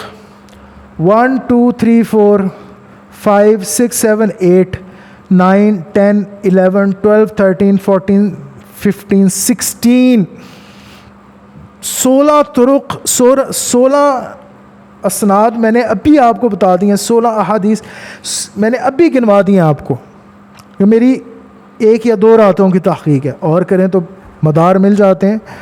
میں نے اپنے ریسرچ پیپر میں فرید البحرینی کا ذکر کیا، اس کا ریسرچ پیپر ضرور آپ ڈاؤن لوڈ کریں، بہت اچھا بندہ ہے، یوٹیوب پہ چینل اس کا فرید رسپانس کے نام سے۔ اس نے اپنے ریسرچ پیپر میں فرید بحرینی نے، فرید بھائی نے باقاعدہ ڈائیگرامز کے ساتھ بتلایا ہے کہ یہ طرق ہیں، یہ سند ہے اس حدیث کی۔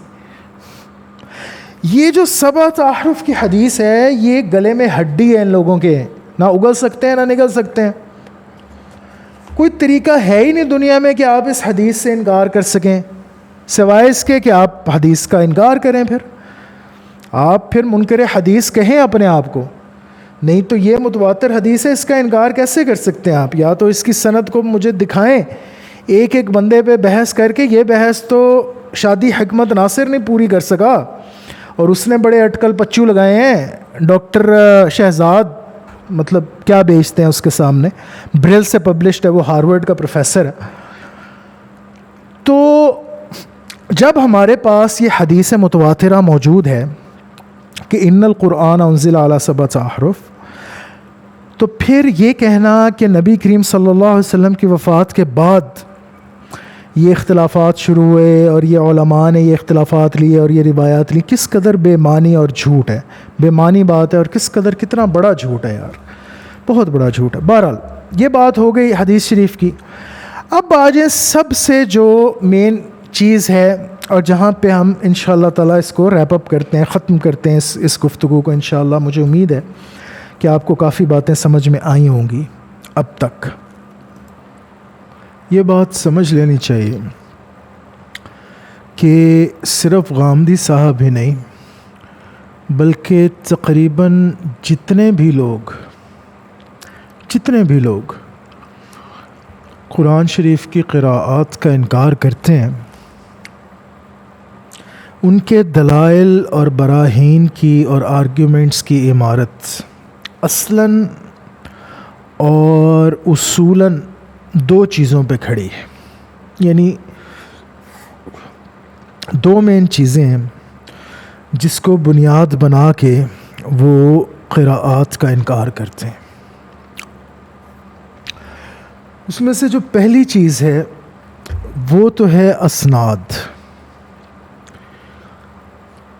یعنی یہ کہنا کہ جو سند ہے, جو اسناد ہیں قراءات کی, یہ احاد ہیں, متواتر نہیں ہیں. ہر قاری سے لے کے نبی کریم صلی اللہ علیہ وسلم تک ایک فرد کا واسطہ ہے. اور اس طرح ظاہر ہے کہ ساری احاد ہی بنیں گی جب آپ ایکیومولیٹو ان کی جو سند بیگیج ہے, ایکیومولیٹڈ جو بیگیج ہے, ایکیومولیٹڈ جو گروپ ہے, اس کو ان کنسیڈریشن نہیں لیں گے اور صرف قاری سے لے کے نبی کریم صلی اللہ علیہ وسلم تک کی ہی سند پر فقط فوکس کریں گے, تو پھر تو آپ یہ کہیں گے نا کہ احاد ہیں. تو بہرحال یہ پہلی چیز ہے, سند کی ڈسکشن. اور دوسری جو چیز جس پہ ان لوگوں کی آرگومنٹس کی عمارت کھڑی ہوتی ہے وہ ہے ٹرم قراءہ عامہ, عام قراءت. اس کو یہ مس یوز کرتے ہیں اس ٹرم کو. تو یہ دونوں چیزیں انشاءاللہ ہم دیکھتے ہیں اب اس سیکشن میں, اور ان دونوں چیزوں کو جانچنے کی کوشش کرتے ہیں. پہلی بات تو یہ سمجھ لیں کہ حضرت عثمان رضی اللہ, میں یہاں سے بات شروع کرتا ہوں آپ کو سمجھانے کے لیے تاکہ سمجھنے میں بات آسانی ہو. حضرت عثمان رضی اللہ تعالی عنہ نے پہلی دفعہ جمع القرآن نہیں کیا. پہلی دفعہ جمع القرآن ہوا ہے حضرت ابو بکر رضی اللہ تعالی عنہ کے زمانے میں. حضرت ابو بکر رضی اللہ تعالی عنہ نے جو قرآن شریف جمع کیا اس کی غرض و غایت اور تھی, مختلف تھی. اس کے پیچھے کار فرما عوامل اور تھے. حفاظ اکرام کی ڈیتھس ہوئی تھیں غزوات میں, اور خدشہ یہ پیدا ہوا تھا کہ حفظ القلوب سے بھی قرآن محو ہو جائے گا, نکل جائے گا, اور قرآن باقی نہیں رہ پائے گا امت کے پاس. تو اس کی تو ایک جنرل وجہ تھی. اور حضرت ابو بکر رضی اللہ تعالیٰ عنہ نے جو مصحف جمع کیا, میں ریفرنسز دیتا ہوں سارے اپنے اس میں ریسرچ پیپر میں, میں نے ہر بات ریفرنس کے ساتھ کی ہے. تو یہاں پہ دوبارہ اگر میں ریفرنسز دینے بیٹھ جاؤں تو بہت زیادہ وقت لگ جائے گا, تو اس لیے میں ویڈیو میں ریفرنسز نہیں دے رہا. اس کو ڈاؤن لوڈ کر لیں آپ اس پیپر کو, اس کے اندر ہر بات جو میں کر رہا ہوں اس کا ریفرنس موجود ہے. بغیر ریفرنس کے میں بحمدہ تعالی کوئی بات نہیں کرتا. تو انہوں نے جو ابو بکر رضی اللہ تعالی عنہ نے جو جمع قرآن فرمائی، اس میں اصل میں جس چیز کا خیال رکھا وہ تھی ترتیب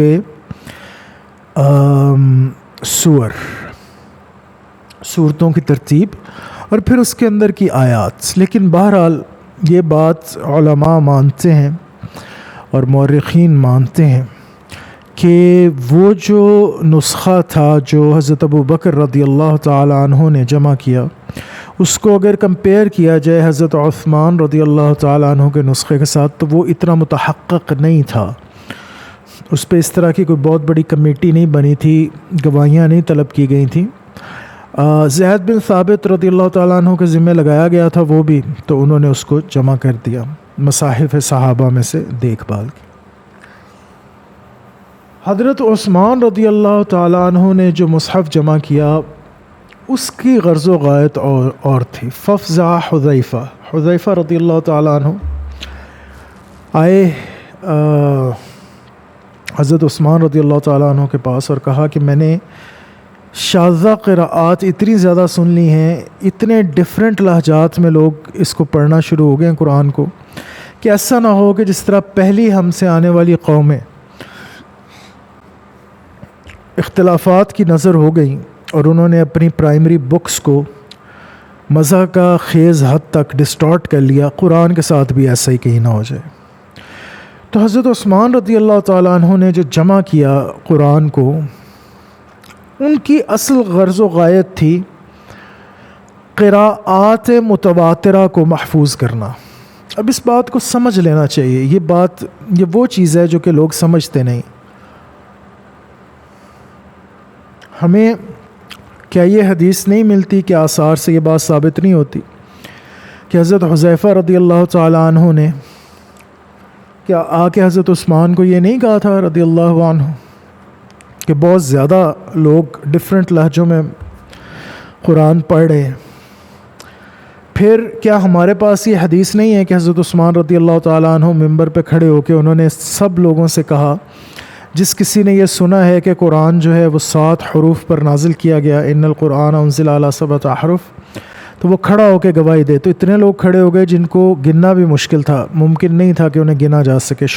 بے شمار لوگ کھڑے ہو گئے، شمار کرنا پاسبل نہیں تھا انہیں. تو پھر حضرت عثمان رضی اللہ تعالیٰ عنہ نے فرمایا وانا اشہد معہم، اور میں ان کے ساتھ گواہی دیتا ہوں. تو یہ جو استشہاد تھا، یہ جو حضرت عثمان رضی اللہ تعالیٰ عنہ نے یہ گواہی لی، یہ کس لیے لی؟ تو اصل مقصد جو حضرت عثمان رضی اللہ تعالیٰ عنہ کی جمع و تدوین میں تھا، وہ قراءات متواترہ کو منضبط کرنے کا،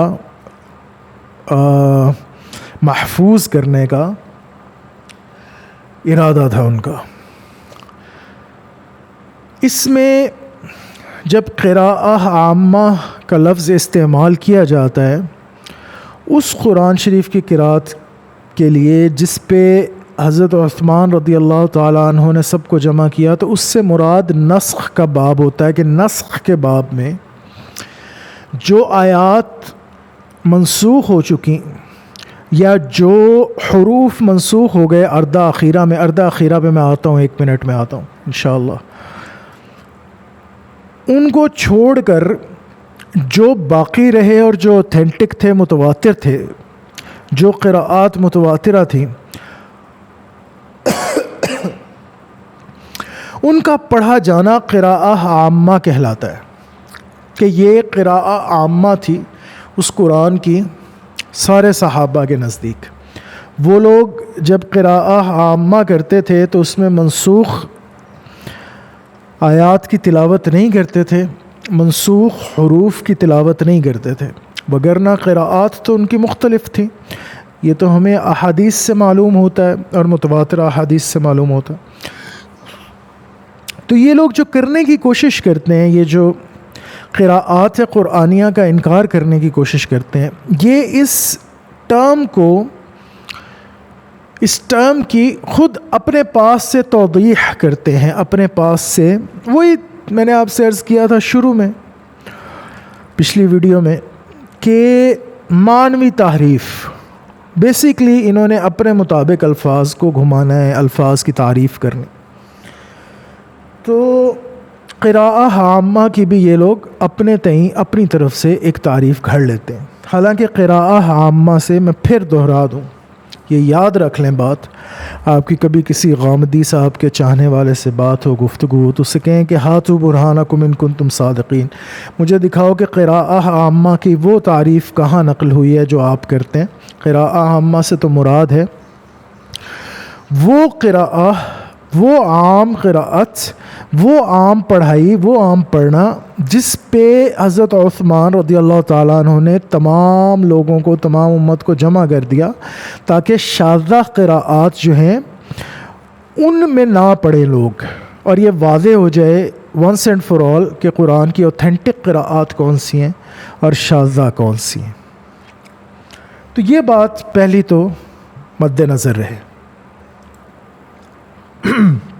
اب اگر ہم حضرت عثمان رضی اللہ تعالیٰ عنہ کے نسخہ مبارک کو دیکھیں، اور فار ایگزامپل ہم یہاں برمنگھم قرآن مینیوسکرپٹ کے پیج پہ چلے جاتے ہیں ویکیپیڈیا میں، یہ برمنگھم کا جو پارچمنٹ ہے یہ پڑا ہوا ہے.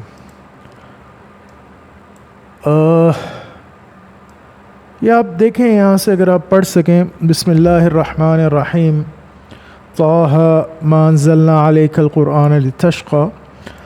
یہ آپ کو اس پر کوئی چیز نظر آ رہی ہے؟ کوئی اعراب وغیرہ لگے ہوں، کوئی نقط ہوں اوپر؟ حالانکہ اعراب موجود تھے لیکن جان بوجھ کر نہیں لگائے گئے تاکہ ایک ہی لفظ کو تمام احرف میں پڑھا جا سکے، وہ حروف جو اردہ اخیرہ میں باقی رہے. اردہ اخیرہ کیا ہے؟ جلدی سے آپ کو یہ بتا دوں، 2 دفعہ میں نے یہ ٹرم یوز کی ہے، کچھ احباب کے ذہن میں آ رہا ہوگا کہ یہ کیا چیز ہے.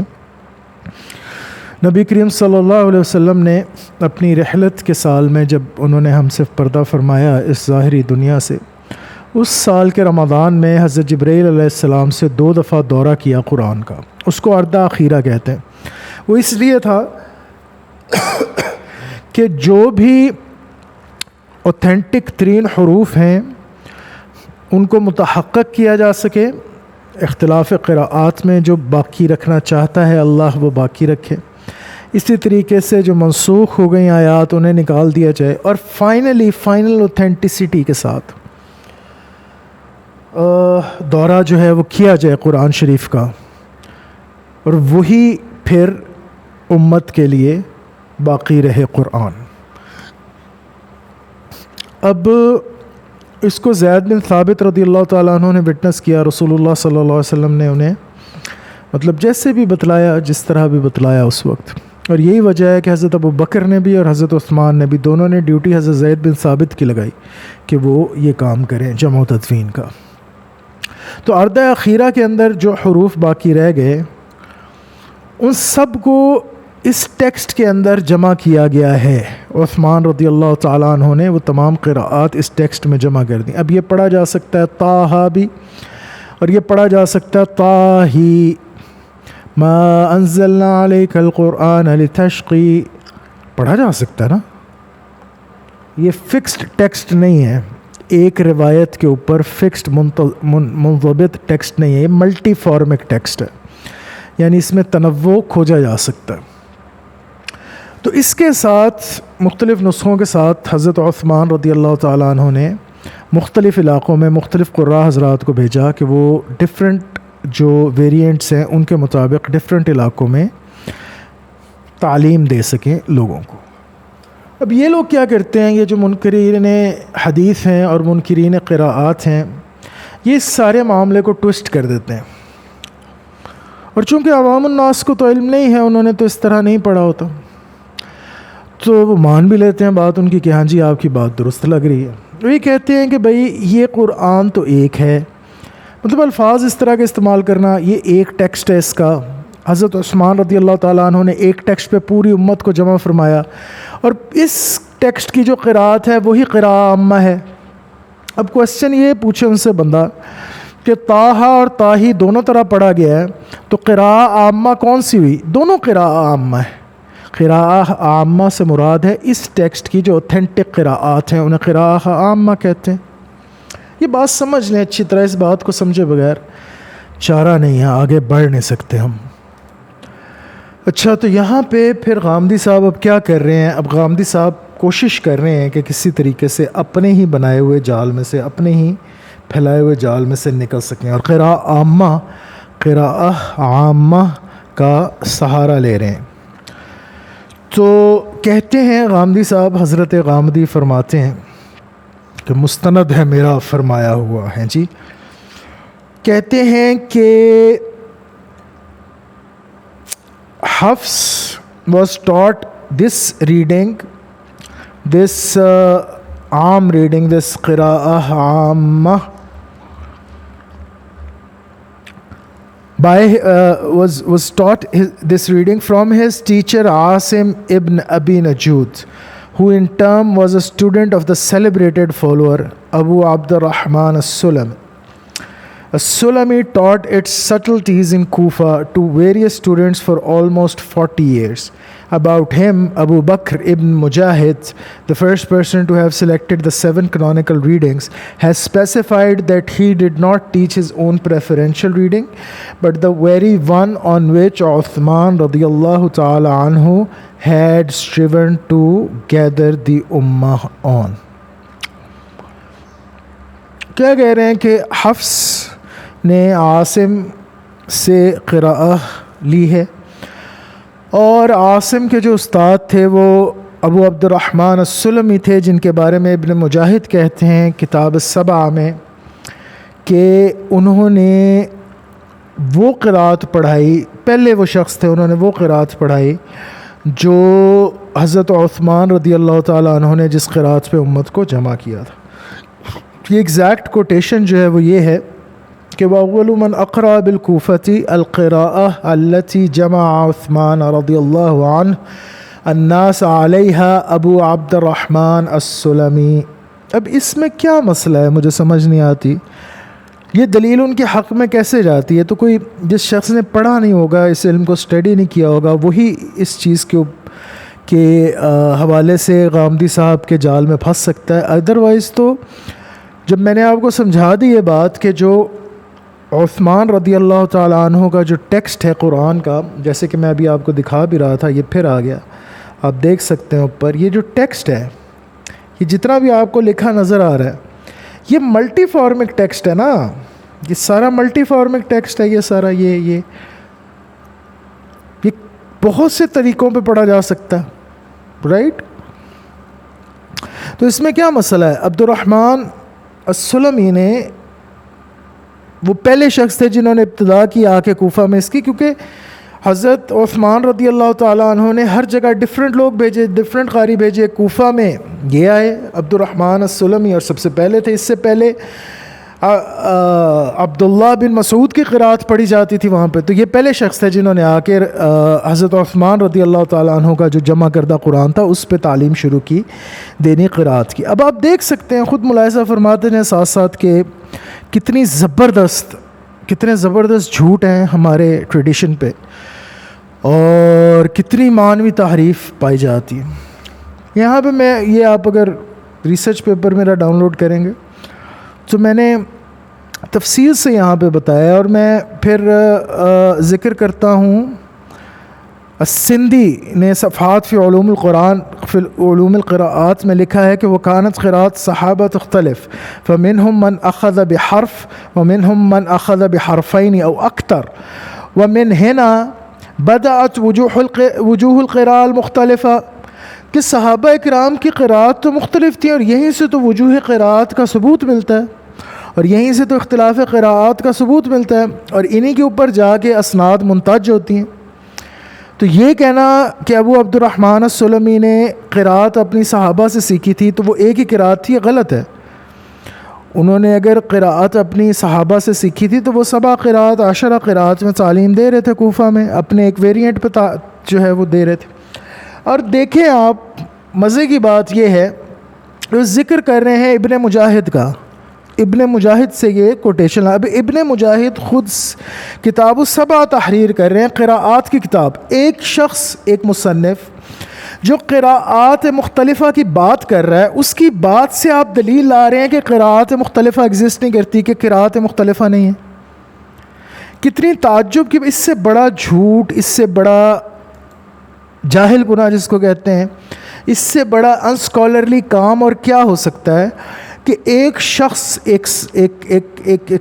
ایک عالم جو قراءات سبع پہ کتاب لکھ رہا ہے، فرسٹ ٹائم قراءات سبع کی تدوین کر رہا ہے، آپ اس کی کوٹیشن لا رہے ہیں کہ اس باب میں اس لیے کہ آپ قراءات سبع کو نگیٹ کر سکیں، نفی کر سکیں.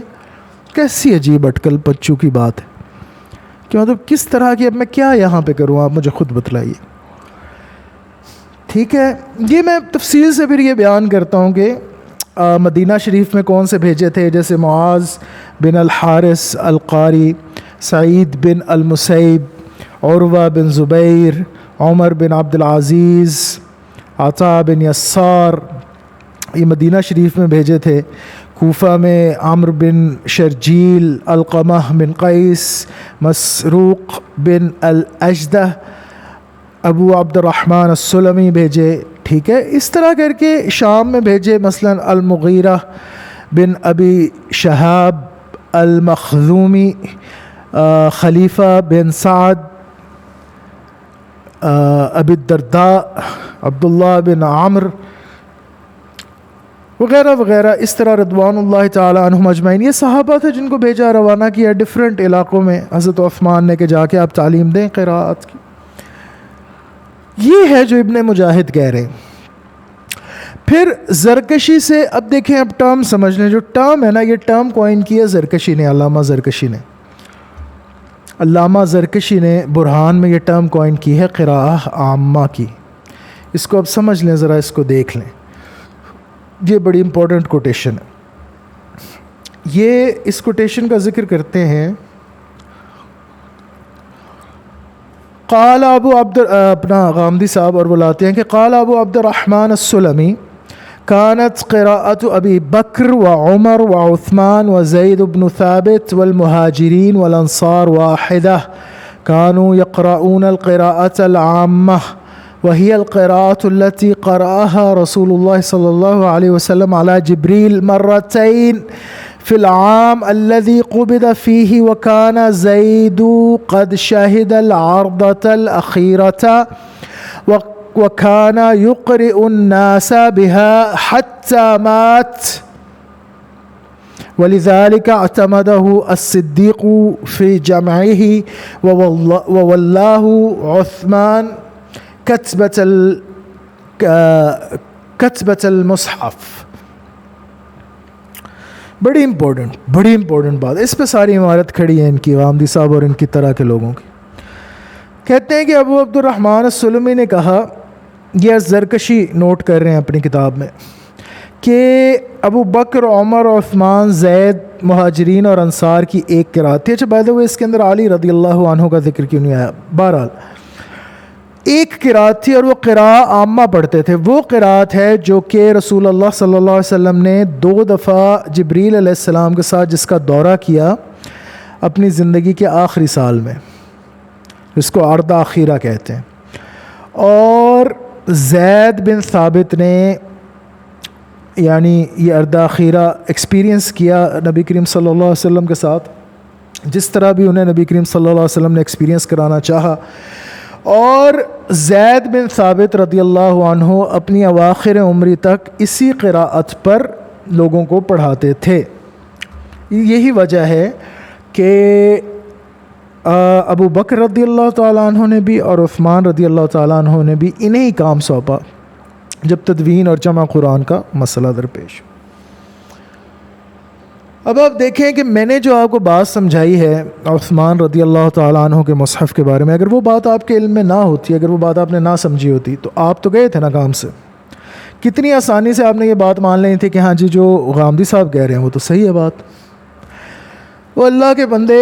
اچھا اس پہ ستم ظریفی یہ دیکھیں، زرکشی اپنی کتاب میں 2 چیپٹرز باندھتے ہیں قراءات 10 متواتر کے، 2 چیپٹرز. میں یہاں پہ ذکر کرتا ہوں النوع الثانی والعشرون معرفت اختلاف الالفاظ بزیادت او نقص او تغییر حرکہ او اثبات لفظ بدل آخر. اور النوع الثالث والعشرون معرفہ توجیہ القراءات وتبیین وجہ ما ذهب الیہ کل قاری. دو ثانی والعشرون اور ثالث والعشرون 22 اور 23 چیپٹر یہ صرف اور صرف وہ باندھ رہے ہیں کس کے؟ قراءات کے. یعنی ان کا منہج یہ ہے کہ وہ قراءات عشرہ کو بتاتے ہیں کہ یہ متواترہ ہیں اور اس سے کوٹیشن لانے کی کوشش کر رہے ہیں غامدی صاحب، یہ اس میں معنوی تعریف کرتے ہوئے کہ قراءہ عامہ جو زرکشی ذکر کر رہے ہیں اس سے مراد یہ ایک ہی کے حرف کی قراءت، یعنی اختلاف ہی نہیں قراءت میں. وہ اللہ کا بندہ چیپٹرز باندھ رہا ہے اختلاف قراءت کے، وہ غامدی صاحب نو اپنی پئی ہے. اس کو کہتے ہیں چیری پکڈ کوٹیشنز، اس کو کہتے ہیں مس کوٹیشن، چیری پکڈ کوٹیشن، سیاق و سباق کے بغیر ذکر کرنا. دیکھیں قال یہ اب میں لا رہا ہوں اب کوٹیشن زرکشی سے. قال القاضی ابو بکر فی الانتصار لم یقصد عثمان قصد ابی بکر فی جمع نفس القرآن بین اللوحین. میں نے یہ کوٹیشن اس میں ذکر کی، آپ ڈاؤن لوڈ کر کے اس کو پڑھیں گے تو آپ کو یہ مل جائے گی. یہ آپ کو یہاں پہ ملے گی، ٹھہرے میں آپ کو دکھاتا ہوں 1 منٹ. یہ کوٹیشن بڑی امپورٹنٹ کوٹیشن.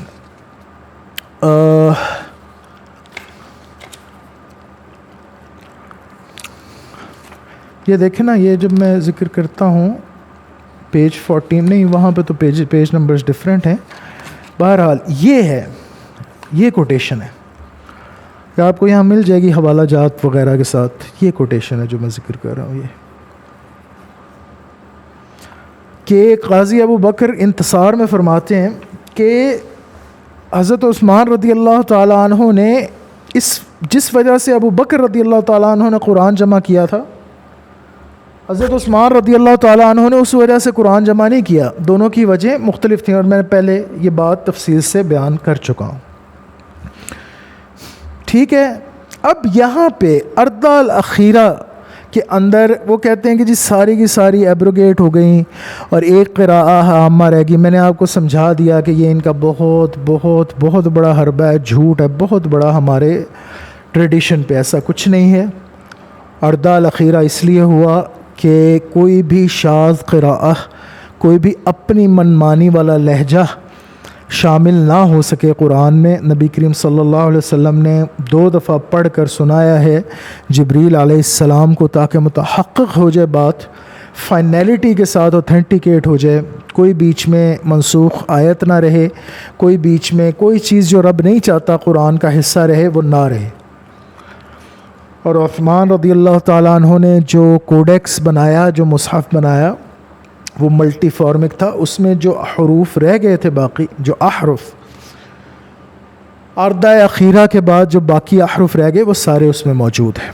ٹھیک ہے جی، یہ بات آپ نے سمجھ لی. اب آخری بات کی طرف آ جاتے ہیں. آخر میں کیا کہتے ہیں، کیا فرماتے ہیں غامدی صاحب فرماتے ہیں کہ اگر ہم یہ مان بھی لیں کہ احادیث متواترہ موجود ہیں، پھر بھی جو میرے استاد فراہی صاحب نے قرآن کی تفسیر کر دی ہے ہم اس کے خلاف نہیں جائیں گے، اور اس لیے سارے کا ساری یہ بحث جو اوپر ہم نے کی گئی بھاڑ میں، ہم فراہی صاحب کے بس اس قول کو لیں گے جو انہوں نے سورہ قیامہ کی تفسیر میں کہہ دیا کہ لا تحرک به لسانک لتعجل به ان علینا جمعہ وقرآنہ فاذا قرأناہ فاتبع قرآنہ. کہ اے نبی صلی اللہ علیہ وسلم جب ہم آپ پہ پڑھ چھوڑیں تو بس اس کی اتباع کریں، وہ آخری قرات ہے. اب یہاں پہ کویسچن یہ ہے کہ آپ کے فراہی صاحب جب یہ تفسیر باطنی، آپ بیسیکلی تفسیر باطنی کی طرف جا رہے ہیں، آپ کہہ رہے ہیں کہ بھائی یہ کیونکہ ظاہر آیت سے تو مراد یہ ہے کہ جبریل علیہ السلام کے تھرو یہ ہوا سب کچھ، اور وہ ہم پہلے واضح کر چکے ہیں کہ جبریل علیہ السلام سے تو 7 احرف جو ہیں وہ نبی کریم صلی اللہ علیہ وسلم سے نے لیے، اور وہ تو جبریل کے تھرو علیہ السلام کے تھرو 7 احرف نازل ہوئے نبی کریم صلی اللہ علیہ وسلم پہ. اب آپ یہ کہہ رہے ہیں کہ اللہ تعالیٰ ڈائریکٹ آ کے بیٹھا نبی کریم صلی اللہ علیہ وسلم کے ساتھ، خود اللہ تعالیٰ اترا نبی کریم صلی اللہ علیہ وسلم کے پاس بیٹھا، ان کو ایک قرات پہ قرآن پڑھایا، یہ کہنا چاہ رہے ہیں آپ؟ تو اردہ اخیرہ میں کیا ہوا پھر؟ اردہ اخیرہ پہلے ہوا اس کے کہ بعد میں ہوا؟ کیونکہ یہ آیات تو اردہ اخیرہ سے پہلے کی ہیں، سورہ قیامہ کی. تو غامدی صاحب یہ پھر اردہ اخیرہ بعد میں ہوا، یعنی پہلے اللہ تعالیٰ نے آ کے ایک دفعہ قرآن پڑھایا نبی کریم صلی اللہ علیہ وسلم کو خود قرات کر کے، اس کے بعد اللہ واپس ٹر گیا، پھر کال نہیں لبی اللہ تعالیٰ دی ہیں، رانگ نمبر سی. تو پھر جبریل علیہ السلام دے نال نبی کریم صلی اللہ علیہ وسلم نے آخری جڑا وہ اردہ کیتا.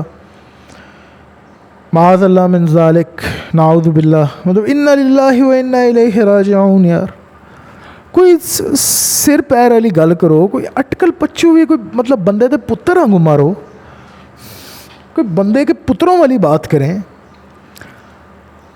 بڑا یہ میں نے اینڈ میں یہ تفسیر باطنی کا ذکر کر دیا ہے، یہ سارا میں نے لکھ دیا، حجت قائم کر دی ہے، آپ پڑھ لیں، آپ کو بات سمجھ میں آ جائے گی. میں نے بڑی وضاحت سے یہاں بات یہ کر دی ہے اور بتلا دیا ہے، دکھلا دیا ہے کہ کیسے تفسیر باطنی کی طرف مکتبہ فراہی جاتا ہے. بڑی مزہ کا خیز سی صورتحال. اب ایک بات سمجھ لیں، اینڈنگ ہے یہ اس پیپر کی. اگر ہم بحث برائے بحث یہ مان لیں، چلیں یہ مان لیتے ہیں ہم کہ تمام کی تمام جتنی بھی قراءات ہیں یہ احاد ہیں،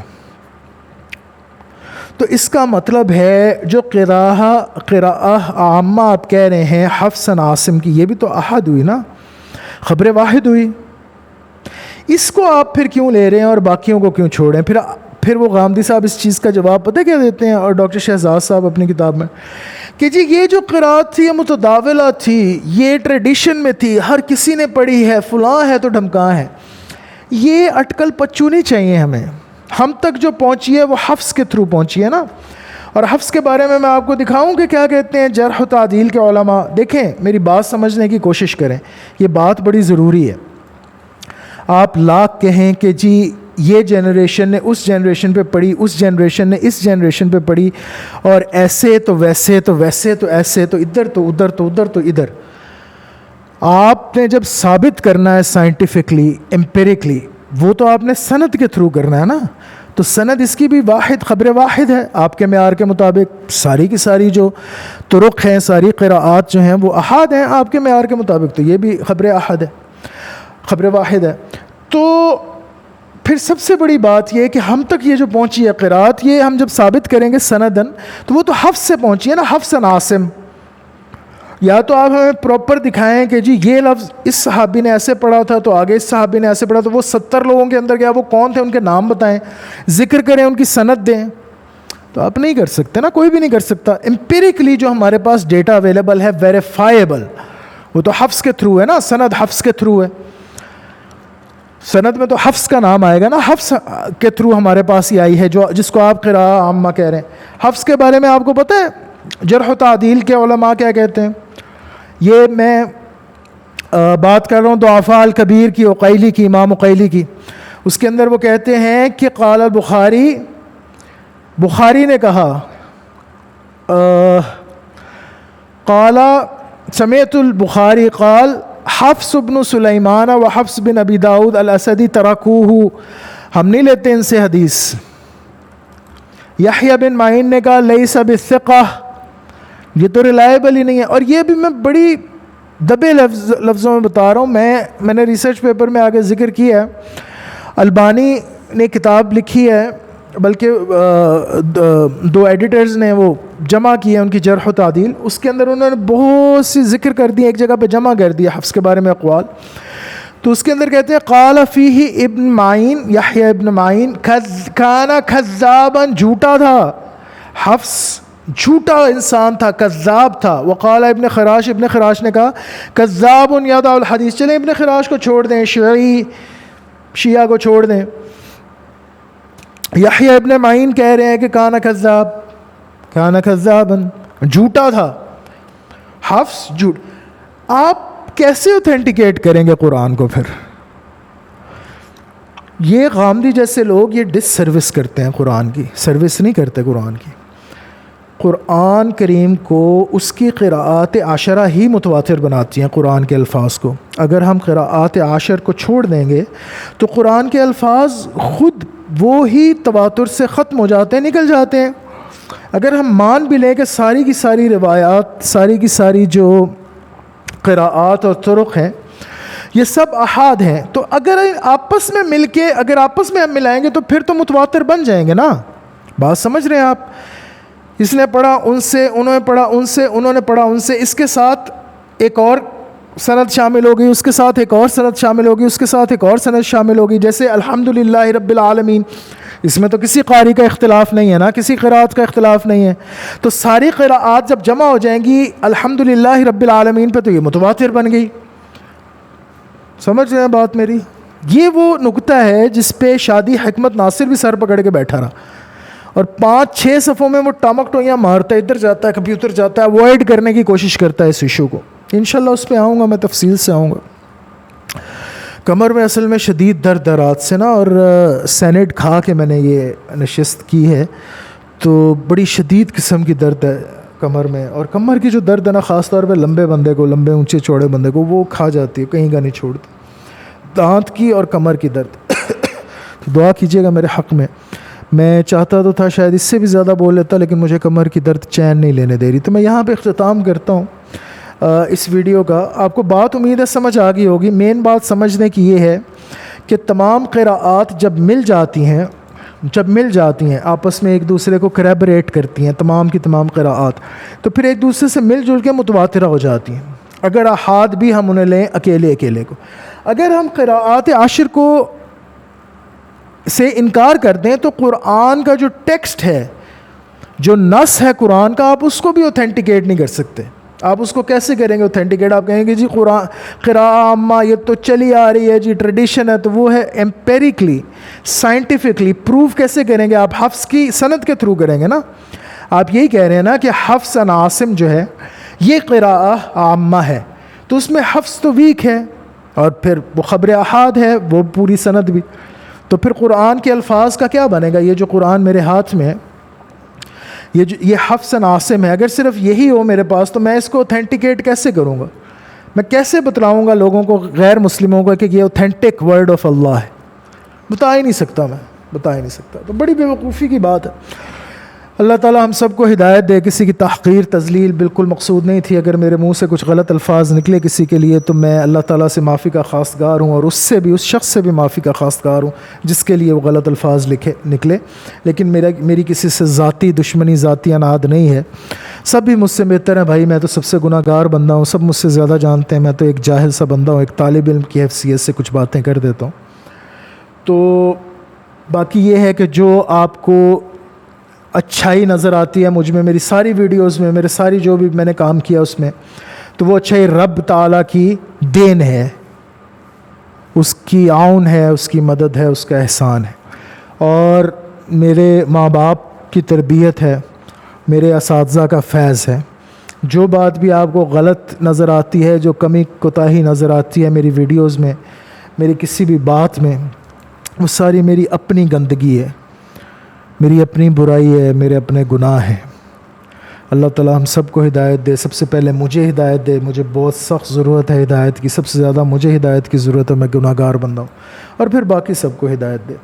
آپ اپنا خیال رکھیے گا. یہ ڈاؤن لوڈ ضرور کیجیے گا پیپر, اس کو پڑھیے گا ایک دفعہ, اور پھر اگر کوئی کویسچنز ہوئے تو آپ مجھے, یہ چینل آپ کو نظر آ رہا ہے میرے پیچھے میرا, اس پہ آپ مجھے کامنٹ کر سکتے ہیں. فیس بک پہ بھی آپ مجھے کامنٹ کر سکتے ہیں. یہ بھی فیس بک کا ایڈریس آپ کے سامنے اسکرین پہ آ رہا ہے, تو آپ مجھے وہاں پہ بھی میسج کر سکتے ہیں اور یہاں پہ بھی کامنٹ کر سکتے ہیں. میں کوشش کرتا ہوں کہ سارے کامنٹس کا اور سارے میسیجز کا جواب دوں. السلام علیکم ورحمۃ اللہ وبرکاتہ.